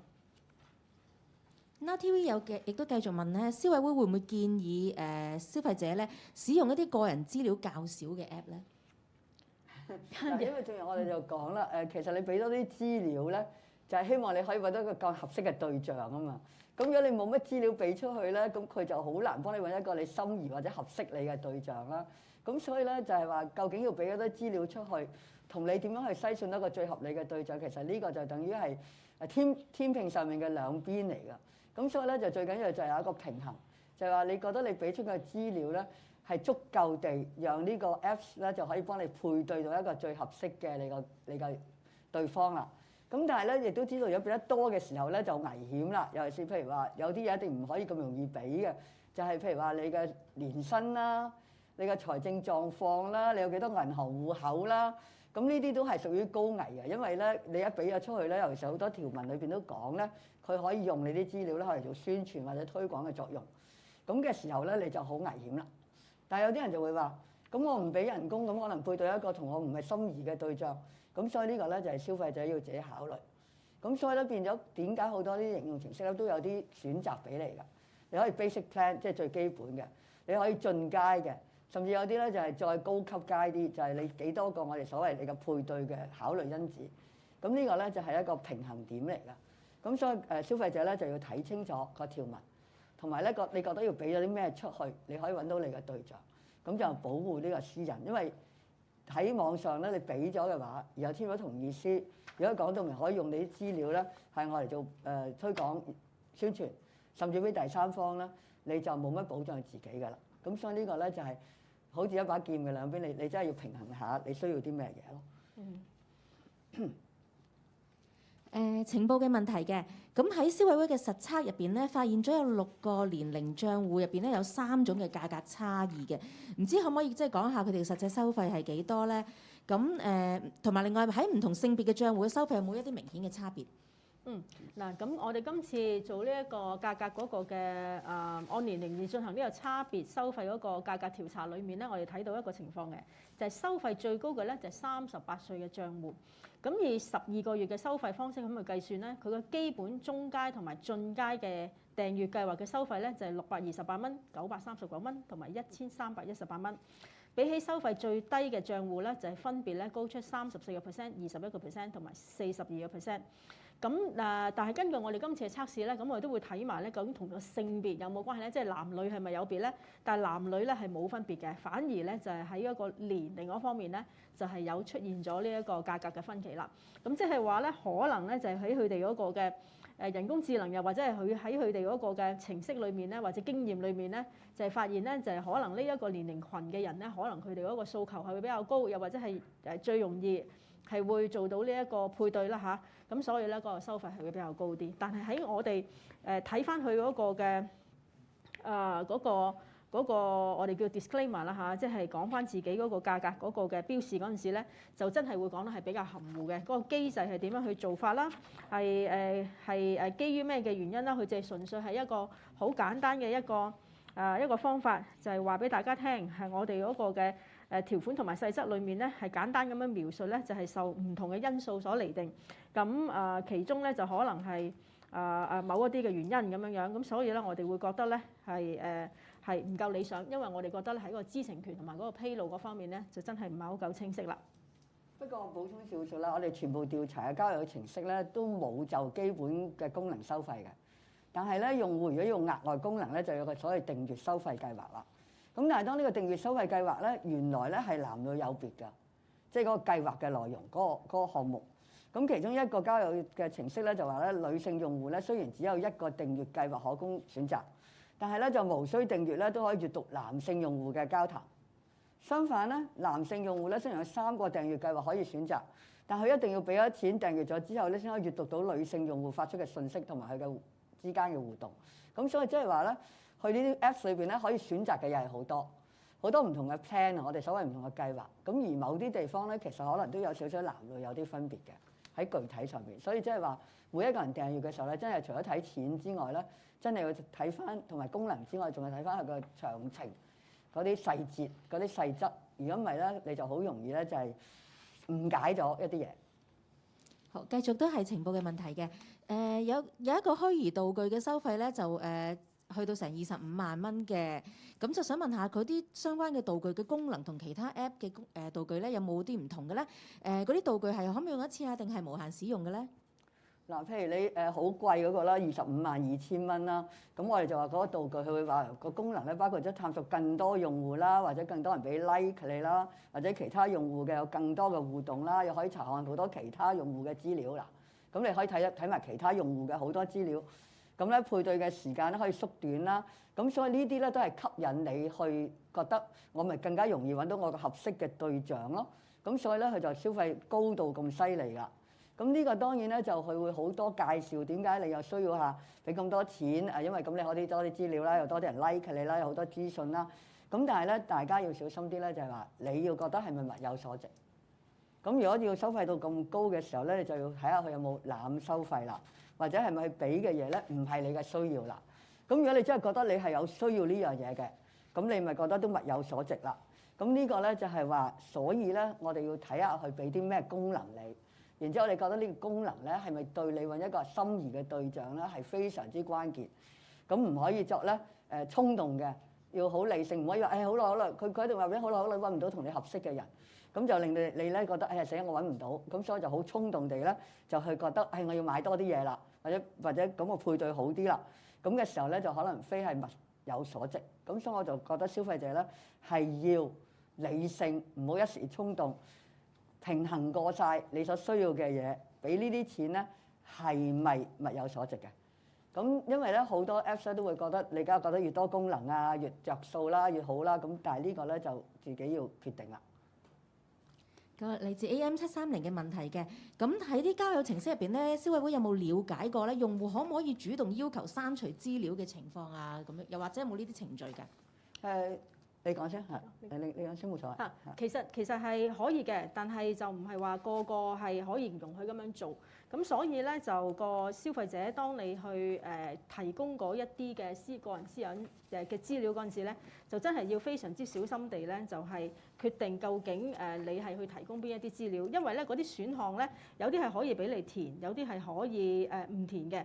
咁所以咧就當你去做一個提供嗰啲個人資料嗰陣時咧，就真係要諗清楚究竟邊一啲我想提供，邊一啲係唔提供啦。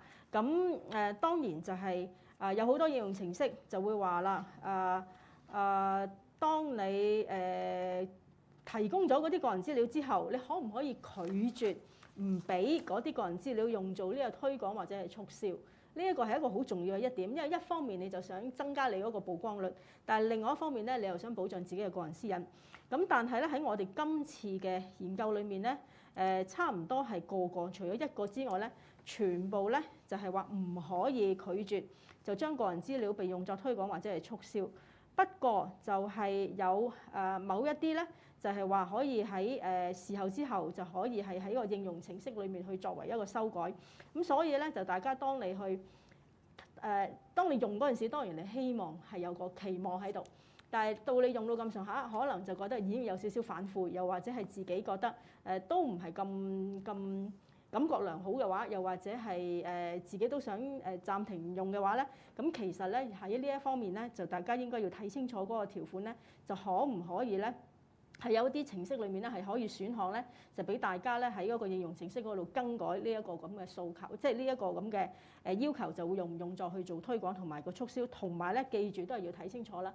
當你停用又或者係諗住去刪除呢個賬戶嗰陣時咧，就大家嗰個自己本身嗰個條款同埋嗰個細節係點樣樣咧，就大家真係要睇清楚啲嘅。繼續都係 AM730嘅。咁呢條問題其實頭先係英文傳媒嗰陣時咧就答過，不過都麻煩用中文再講一次啦。咁就係想問咧，消委會喺最近所接獲有關交友 App 嘅投訴數字咧，一般係涉及啲咩情況嘅咧？喺過去呢3年裏面咧，我哋都收到大約係50個呢一個有關於配對服務嘅消費者嘅投訴啦。咁其實咧係喺過去一段時間咧，就最緊要嘅咧就係呢個服務質素嗰個問題嚇，因為咧其實當消費者去訂呢一啲嘅配對服務嗰陣時咧，當然好希望咧就俾咗錢之後咧就好快可以見到合適嘅人選，就大家去做一個配對或者識一啲新嘅人啦。咁但係咧喺當你俾咗錢之後，竟然遲遲都係譬如俾咗3個月錢，都係冇人可以配對到。又或者咧個客戶服務員咧，當你去追問佢嗰陣時個進展係點啊，情況係點嗰陣時咧，咁嗰個客戶服務咧嗰個態度亦都係非常之差，亦都係投訴無門。咁甚至咧有啲咧就係俾你去配對嗰啲人咧，根本就唔係你自己起初講訂立嘅一啲嘅條件嘅一啲心儀嘅對象。咁又或乎咧就係有啲情況咧就係自動續約啦等等啦，呢一啲都係會導致咧個消費者咧係對呢一啲配對服務咧係產生咗呢一個不滿啦嚇，而從而咧就嚟到消委會嗰度去投訴嘅。咁亦都有一啲嘅情況咧，就係當佢想終止個合約嗰陣時咧，就終止唔到啦嚇，又或者係退款要求退款或者係局部退款啦嚇，都係唔成功嘅話咧，都係會引致好多唔同嘅爭議嘅。咁所以咧就都係嗰句啦，即係消費者自己去諗呢啲配對服務嗰陣時咧，就登記嗰陣時係免費嘅，但係之後如果你係諗住去訂閱嘅話，都要諗清楚究竟你訂閱啲咩計劃啦，同埋嗰個銀碼，因為我睇到嘅銀碼咧都唔細㗎，通常嚟得我哋度投訴嗰啲咧，可能都會萬幾蚊啊，甚至咧係一啲比較高級啲嘅服務咧，就去到2萬幾3萬蚊，咁所以消費者都要留意翻呢一方面嗰個嘅金額咧，都唔係一個細嘅一個服務嘅訂閱咯。最後一條關於交友 App 嘅問題嘅係嚟自明報嘅。記者就問到咧，就係如果交咗錢之後，發現咧呢個 App 入邊咧有好多係假帳號啊、假相啊、假嘅相片啦，會唔會有違反商品説明條例咧？消費者可唔可以因為呢個原因而退款嘅咧？嗱，其實咧就消費者如果係真係發現到呢啲咁嘅情況咧，第一你應該可能係去翻呢一個交友嗰個嘅配對嘅呢一個應用程式嗰度去做相關嘅投訴，因為咧其實喺呢一啲嘅交友應用程式裏面咧，自己都有講到一啲條款咧，就係話若果你係用啲假相啊或者係一啲假嘅資料咧，可能咧嗰個對方嗰個賬戶如果係被證實嘅話咧，都係會被停止或者係我哋叫做叫做咩叫做刪除咗佢啦嚇，喺呢啲情況。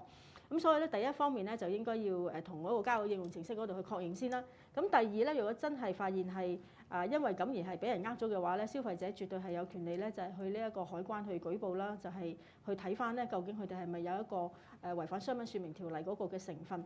不過咧，就因為每一個情況或者係每一個個案嗰個嘅內容咧都係唔同，咁所以咧我哋好難去一概而論。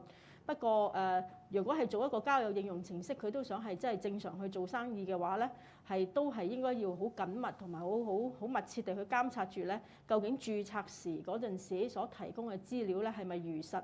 因為如果好多人都係俾假嘅資訊嘅話咧，咁其實咧喺成個交友嗰個應用程式或者成件事嘅意義裏面咧，都已經係失去咗，同埋咧亦都係犯上好多暴露咗個人資料嗰方面嗰個風險嘅。咁所以大家咧就真係要用呢啲服務嗰陣時就要小心啲啦。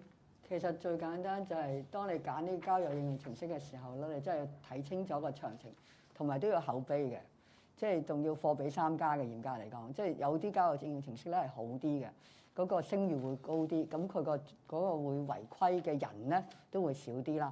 咁而且佢呢啲好嘅交友應用程式，佢會將你啲如果有違規行徑咧，會封咗嗰啲賬戶。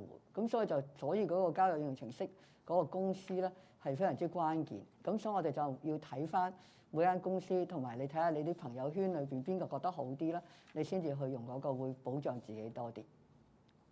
好，咁我哋跟住落嚟咧，下一 set 嘅問題咧就係關於隱形牙箍嘅問題嘅。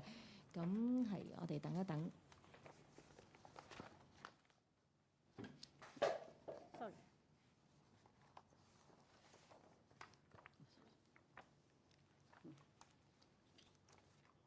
好，咁我哋嗱稍後咧就等兩位主講者係整理咗資料之後咧，咁我哋嚟緊落嚟咧就有幾條關於隱形牙箍嘅問題嘅。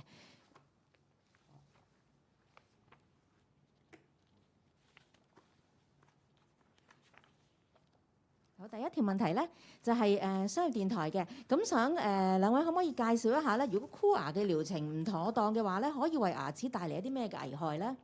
哦，咁如果你嗰個箍牙療程唔妥當，第一梗係箍唔靚啲牙啦。咁跟住咧，你仲會令到咧就你可以有口腔嘅病咯。咁同埋譬如話你可能啲牙齒歪晒啊，牙骨會受損啊，牙顎嗰個顎會受損，令到啲牙可能合唔到啊。咁所以咧就另外你可能引發更多嘅牙周病。譬如話如果你做呢個牙縫嘅時候磨嗰啲牙縫，如果磨得太犀利咧，你啲琺瑯質冇晒，而入到去你所謂我哋叫做 dentin 嘅 layer，即係嗰啲牙肉嘅部分嘅時候咧，咁就會更加損害啲牙齒咯。咁所以變咗你做呢個情形嘅時候咧，就一定要好清楚啦。譬如話好簡單，你要檢查下你使唔使剝牙先，因為只係做呢個磨牙縫就得咧。咁如果你剝牙咧，咁就要牙醫去做啦。咁如果磨牙縫咧，其實都係一個好重要嘅一個醫療程序。咁亦都唔係咧隨便磨，因為你如果唔好嘅話咧，可能磨得太多啊，咁就好似我話齋咧，琺瑯質就唔得啊。咁另外咧，因為你係要定期理論上箍牙嘅時候，講牙箍要唔同嘅，要因應你個牙嘅位置唔同。咁所以你唔係有個牙醫跟進，係靠你嗰個網上嘅話咧，有可能咧俾你即係每一次佩戴牙箍咧就唔係最好。咁所以變咗你矯正之外咧，不得之外咧，仲可能咧係導致你嘅牙嘅受損，口腔受損啦。咁會可能導致咧會有牙槽骨，即係我哋所謂嗰個牙顎嗰度移位啦，咁啊牙齒有移位啦，咁啊有牙齦啦，有牙骨嘅萎縮啦，咁好多併發症會出現㗎。咁你知如果一係出現咗呢啲牙齒嘅問題啊，譬如咬合問題啊、牙齒壞死啊、牙周病啊，咁嗰啲牙科治療咧係好難㗎，咁啊好慘嘅，因為牙痛就係慘過大病。咁所以咧唔單止係貴啦，你就真係得不償失嘅。咁跟住係 AM730嘅問題嘅，咁我如果係喺香港啦，透過海外嘅牙醫提供牙醫服務，或者係喺冇牙醫嘅情況底下提供牙套，喺香港嚟講咧，咁係咪合法嘅咧？有冇啲咩法律嘅風險啊？咁就視乎你嗰個賣俾你嗰個公司點樣包裝呢樣嘢啦。咁依家啲人就將呢個包裝成為一個商品咁樣。咁所以咧就佢根本就冇話俾你聽，我哋有用牙醫嘅，我哋就係用電腦掃描。你影緊相之後，我哋全部用電腦去做呢樣嘢。咁嘅時候，因為香港咧就牙醫咧係有一定嘅規管，有一定嘅即係牙醫要註冊，有牙醫註冊條例。咁但係依家咧，如果將佢包裝成一個貨品啦，所以佢能夠嘅咧就係話係受貨品收售條例同埋服務提供嘅條例。咁如果佢呢個咧係話俾你聽，我係用你影張相俾我啦，我睇下你啲牙，跟住靠個電腦咧幫你打印一個3D 嘅牙箍啦，咁未必係有違反呢個條例嘅。咁如果佢就話我係只係得一啲叫做海外嘅牙醫，咁就唔使香港嘅牙醫去註冊啦。咁所以亦都未必違反香港牙醫註冊嘅條例啦。咁甚至有啲佢唔叫牙醫㗎，佢叫做矯齒醫生。咁有矯齒醫生嘅時候咧，佢就根本唔係同呢個牙科係有任何嘅關係嘅，但係顧客以為係，但係實際上就唔係。咁所以咧就變咗佢未必係受政府規管或者牙醫學會嘅規管。咁呢個就係一個危險喺呢度啦。其實最大嘅問題就係真係萬一出任何事嗰陣時咧，消費者去追討嗰個嘅責任嗰陣時，唔理係誰是誰非都好，或者係咪可以追討得好，其實係非常之困難嘅，因為嗰啲公司可能係海外嘅。咁喺我哋過往去處理好多唔同嘅投訴嗰陣時，啲爭議如果係涉及去海外嘅話咧，真係好難去追嘅。咁但係咧個消費者自己本身錢唔見咗係事少啊，反而咧最大件事就係即係萬一當你喺一個療程裡面，正如頭先教授所講咧，係導致你個口腔有更加多嘅疾病，甚至係不可逆轉嘅一啲長遠嘅一啲嘅損害嘅話咧，咁其實係真係得不償失嘅。咁所以大家真係要諗清楚去做呢一啲嘅純粹係透過海外聲稱係海外牙醫，又或者係海外嘅服務嗰陣時咧，究竟對嗰個風險喺邊度？咁呢個係絕對需要係三思嘅一件事。我補充一個啦，因為箍牙咧其實就係一個好專業嘅醫學治療嚟㗎。如果冇註冊嘅牙醫跟進咧，或者事前幫你檢查，決定你要唔要矯齒咧，咁矯齒過程又唔幫你跟進咧，其實對個消費者嘅風險係非常之大嘅。咁所以咧，我哋想提醒消費者咧，係唔可以就住收費便宜啦，或者方便，因為真係去睇牙醫咧係真係麻煩嘅。咁咧唔係做咗呢啲咧，咁你就會好危險啦。咁誒中間出現過程嘅時候，你可能未必發現嘅，你可能好耐之後先發現咧。咁如果真係做咗永久損害咧，就好難受，亦都好難追究。咁所以大家記住咧，呢一個係一個專業嘅醫學療程，唔係普通化妝品或者普通帶一啲嘢上去咁簡單。A similar question from the Standard.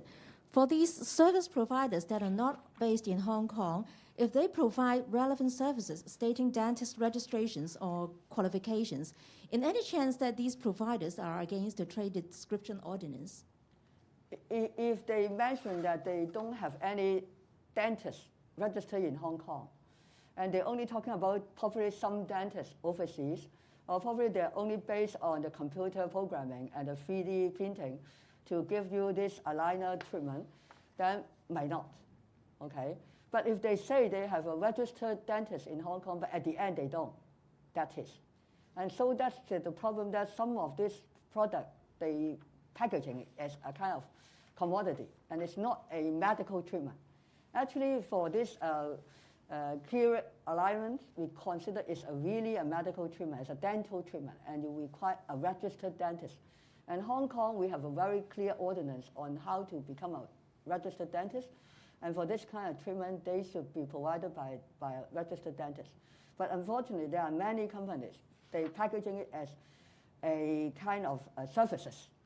And it's only selling you the product, the aligner. And then might not need a dentist. And even they say they have a team of dentists, they sometimes don't call them a dentist. And also if they register overseas, that's very difficult to ask for certain compensation if there's something not complete or not according to what you want. And if in case of any suppliers, they said they partner with any dentist in Hong Kong, actually the Dental Council of Hong Kong have a registered list of the orthodontists that you can refer to. So instead of just saying that there's a dentist following up with you, you can have absolute right to ask what's the name of the tenders, is it qualified, and also check that against with the Dental Council. They have the registered list online for you to make reference to. Yeah, and some of them, they are very smart. They will say quoted a team of orthodontists. So you don't know whether they are mentioning is about registered dentists in Hong Kong or registered dentists overseas. They only quoted they have a team of expertise on that. And they will say everything relied mostly on controlling or monitoring remote through apps, through photos. And that is something very, very difficult to say whether they violate our regulations. 最後一條關於隱形牙箍服務嘅問題嘅係嚟自 AM730嘅，想問下相關嘅投訴咧，近年有冇顯著嘅增加咧？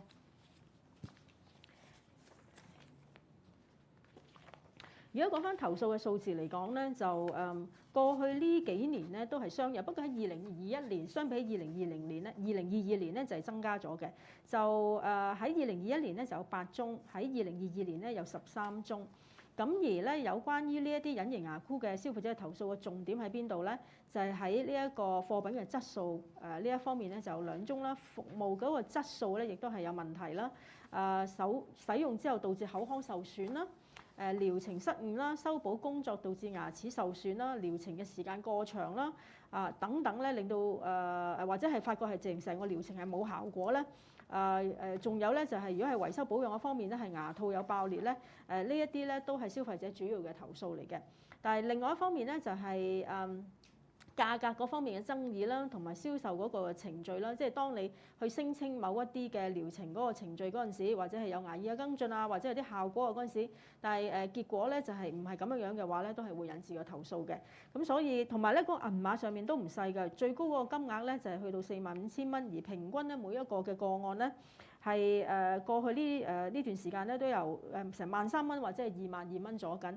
咁所以大家都要知道咧，儘管可能大家會話揾翻傳統嘅箍牙嘅牙醫去做去跟進你嗰個成個箍牙嗰個嘅療程係會比較貴啲，但係大家唔好忘記咧就算你係平咗啲啦嚇，但係嗰個跟進係冇咁好嘅話咧，正如頭先不斷咁樣重複去講咧，可能對你棚牙自己本身咧係會有一個好大嘅風險，甚至咧係去到牙齒嘅壞死或者引致其他疾病。咁所以大家咧去揾呢一啲嘅服務嗰陣時咧，就真係千祈唔好諗住貪方便貪平。最緊要咧就係夠專業，同埋咧係真係睇清楚你棚牙係適唔適合做，點樣做，個風險喺邊度，講得清清楚楚，同埋啲跟進係應該點樣做法咧，咁先至好決定究竟你會唔會做呢一個箍牙嘅一個療程。跟住落嚟咧係到洗衣乾衣機嘅問題嘅，咁就呢一個題目底下咧，我哋就有一個問題嘅啫。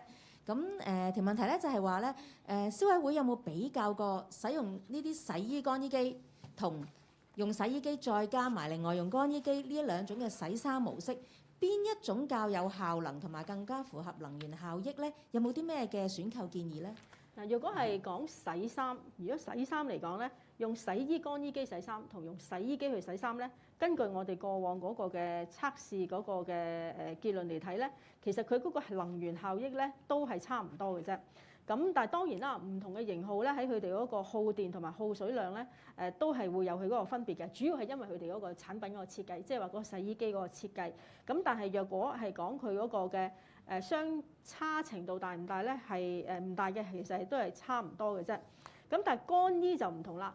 如果係洗衣乾衣機同埋乾衣機，即係純乾衣機去比較嘅話咧，如果係每公斤去計算嘅咧，就係其實乾衣機咧就可能就會比洗衣乾衣機去比較慳電。咁點解咧？就因為係乾衣機自己本身嗰個設計咧，嗰個滾筒咧就係比較大啲啊。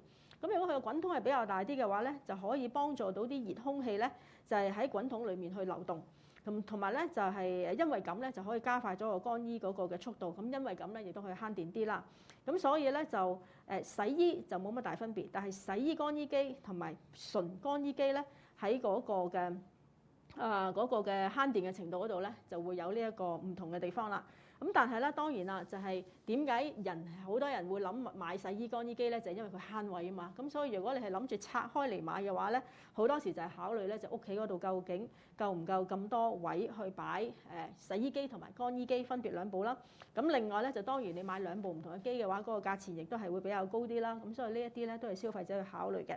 咁仲有咧，其實我哋都有比較埋嘅，就係用抽濕機同呢一個乾衣機，究竟嗰個嘅會唔會，或者係用呢一個洗衣乾衣機會邊樣嘢慳電啲咧？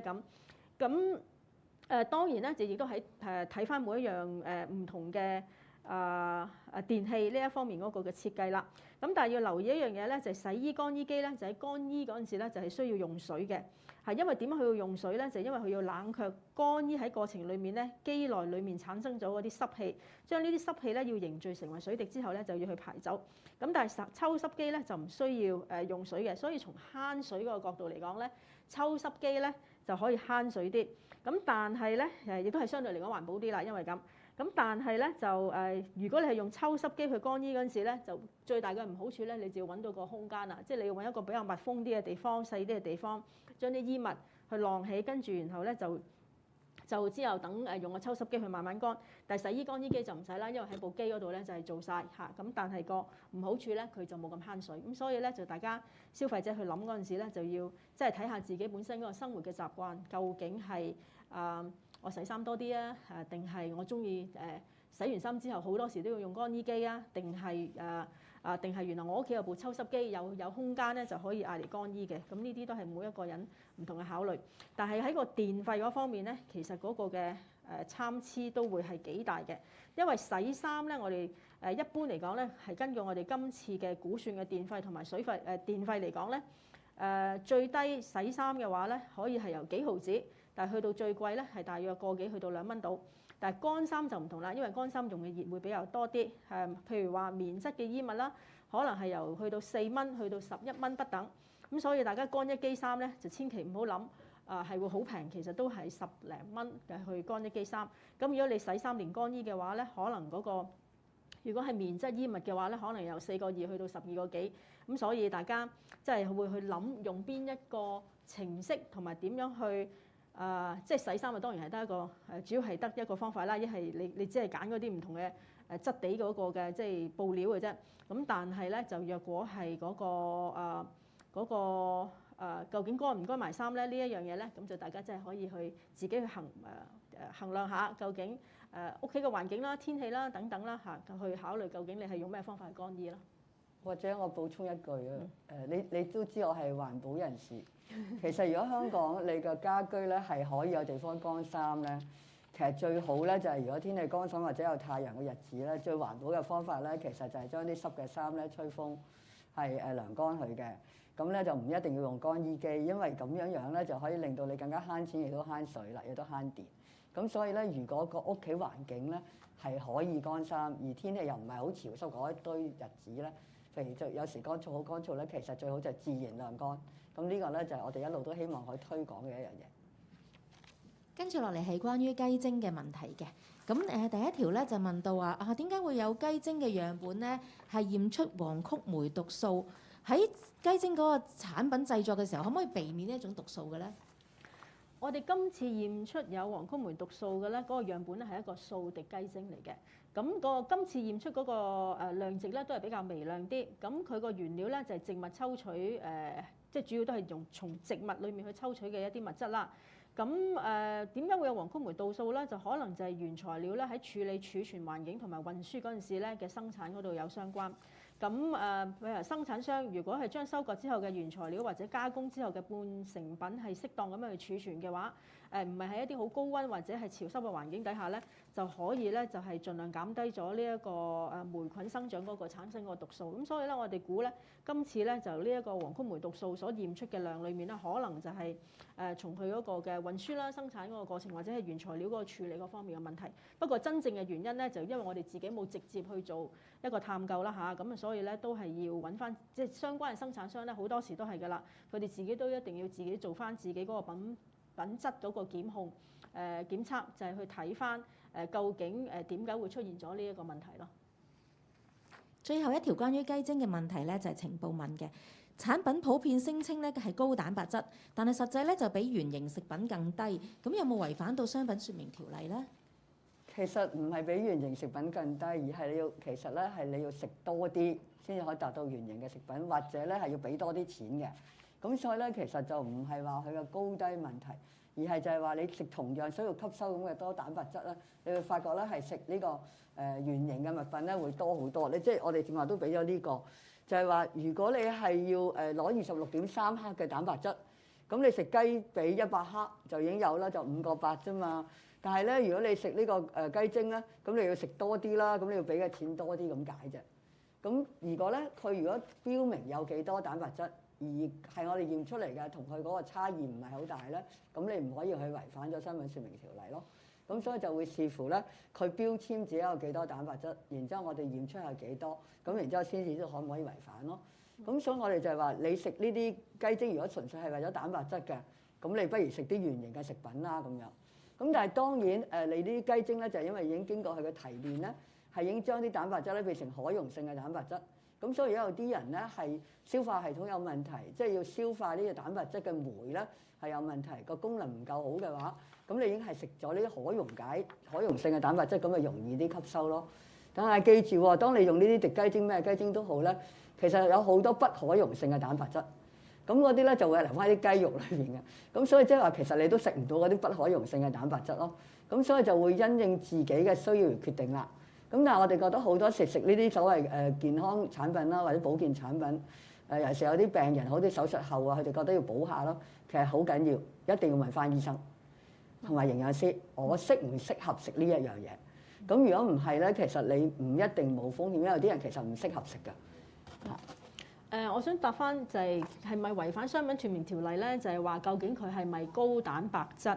咁我哋今次嗰個嘅測試結果顯示咧，其實大部分嘅樣本咧，佢嘅聲稱話係高蛋白質咧，都係如實嘅，佢係高蛋白質嘅。咁所以咧就唔係話違反咗商品嘅説明條例。咁但係反而今次我哋嗰個嘅側重點咧，就係講緊個性價比嗰個問題啫。因為其實你食圓形嘅食物同食呢一個雞精。咁嗰個你攝取同一樣嘅蛋白質啊，當然佢亦都有其他嘅好處。咁但係攝取同一樣嘅蛋白質嗰陣時，嗰個性價比喺邊一度？咁我唔再重複嗰個細節啦。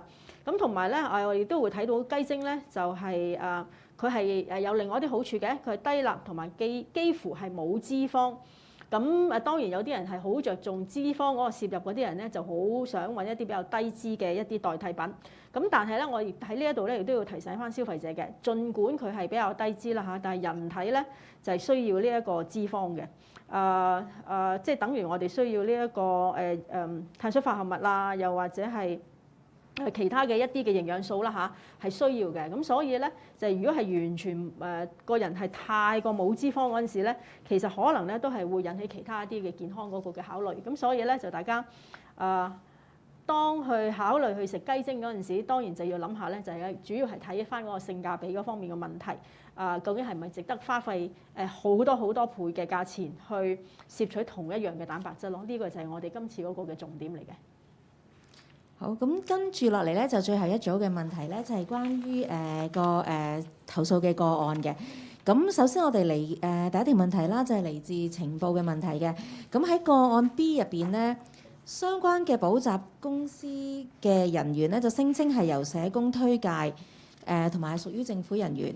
咁消委會有冇核實到嗰間公司係咪即係真係由社工推介嘅咧？咁如果係嘅話，有冇涉及利益輸送問題？如果唔係咧，嗰間公司有冇觸犯到假冒公職人員法咧？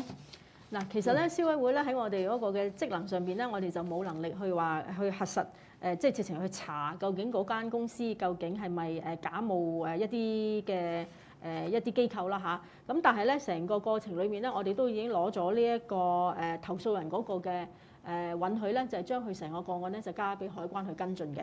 咁所以而家執法機關咧就係都係會檢視緊呢一個個案裡面究竟會唔會有觸犯呢一個商品説明條例嗰個嘅情況。不過我哋最後應該知道係海關調查過之後咧，覺得冇足夠證據咧係 B 公司觸犯商品説明條例。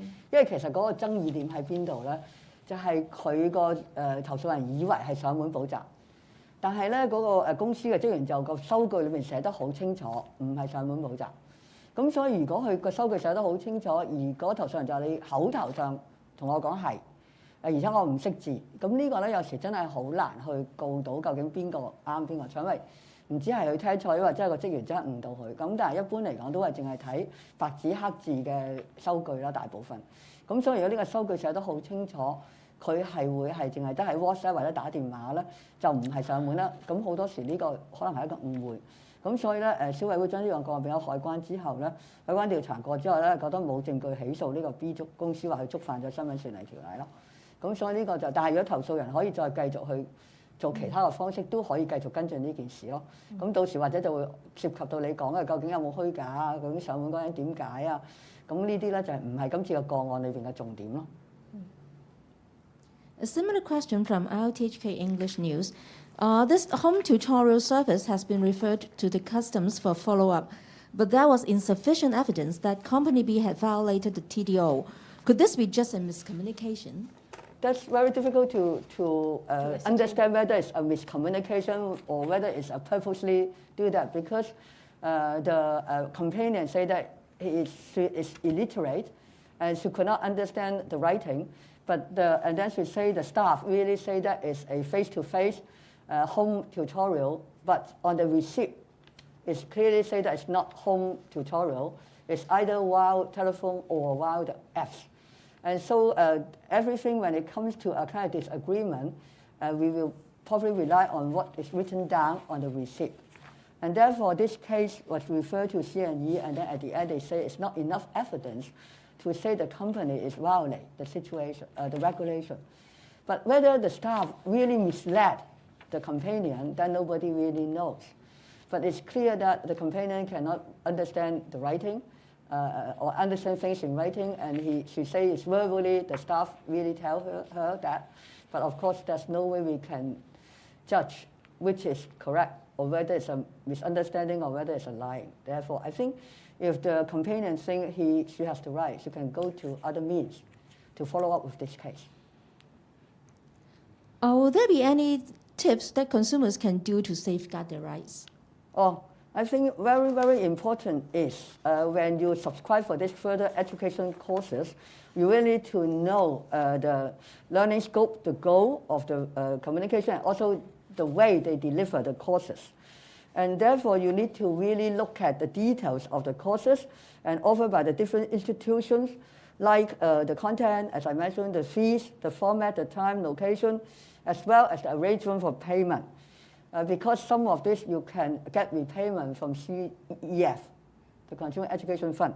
And then also sometimes they can have make-up classes and cancellation. So the consumer, before they subscribe for any of these further courses, they have to really look into these details.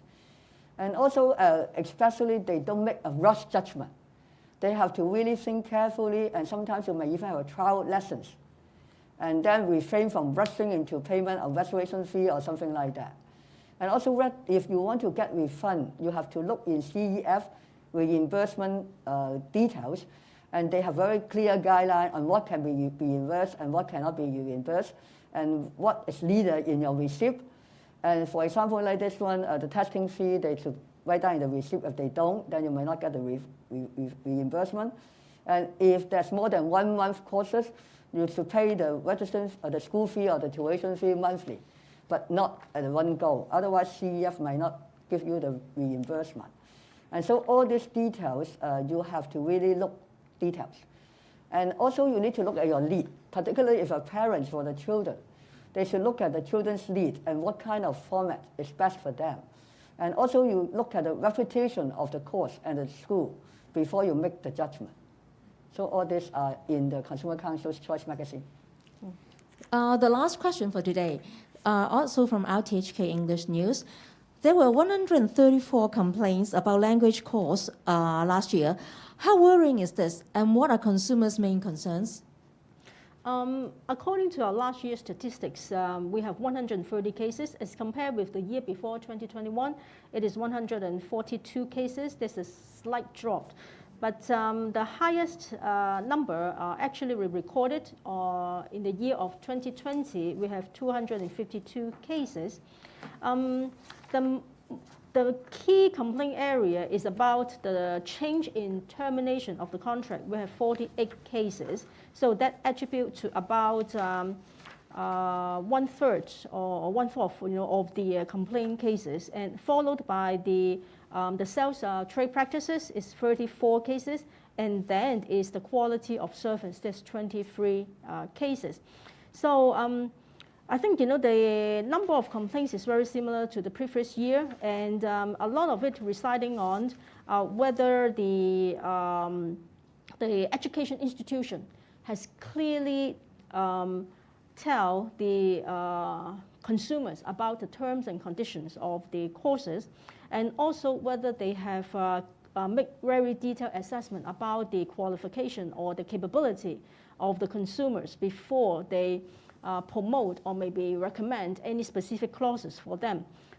Because if this part is not clear, that would create a lot of misunderstanding, and also afterwards, a lot of dispute, asking for a possible refund, change in course, or maybe in case the institution is reject, to refund, that will create a strong complaint, filed with the Consumer Council. So we would urge the education institution, actually, you have the obligation to describe to tell the consumers in detail about the terms and conditions of your courses, and also especially if it is continuing education fund, if it fall into the ambit of the fund, you have to advise the consumer very clearly about the requirements, and also to follow the requirement of the fund strictly, so that there's no dispute, to create afterwards. So these are the major area of the complaints. Is it alarming? Of course, every time when we spot the complaints, we would like to have a drop in the number in the coming year through better industry practices and also better consumer education on that front. 好，唔該晒。喺結束今日嘅新聞發佈會之前呢，總幹事咧有啲説話同大家講一講嘅。好啦，嗱，咁呢一度咧就都俾我哋做一啲嘅宣傳先啦。就係我哋虎年嘅10大消費新聞選舉咧，就第2階段咧就嚟完啦，就最撈尾嗰個階段咧就會喺1月24號，即係仲有9日到咧就係會完㗎啦。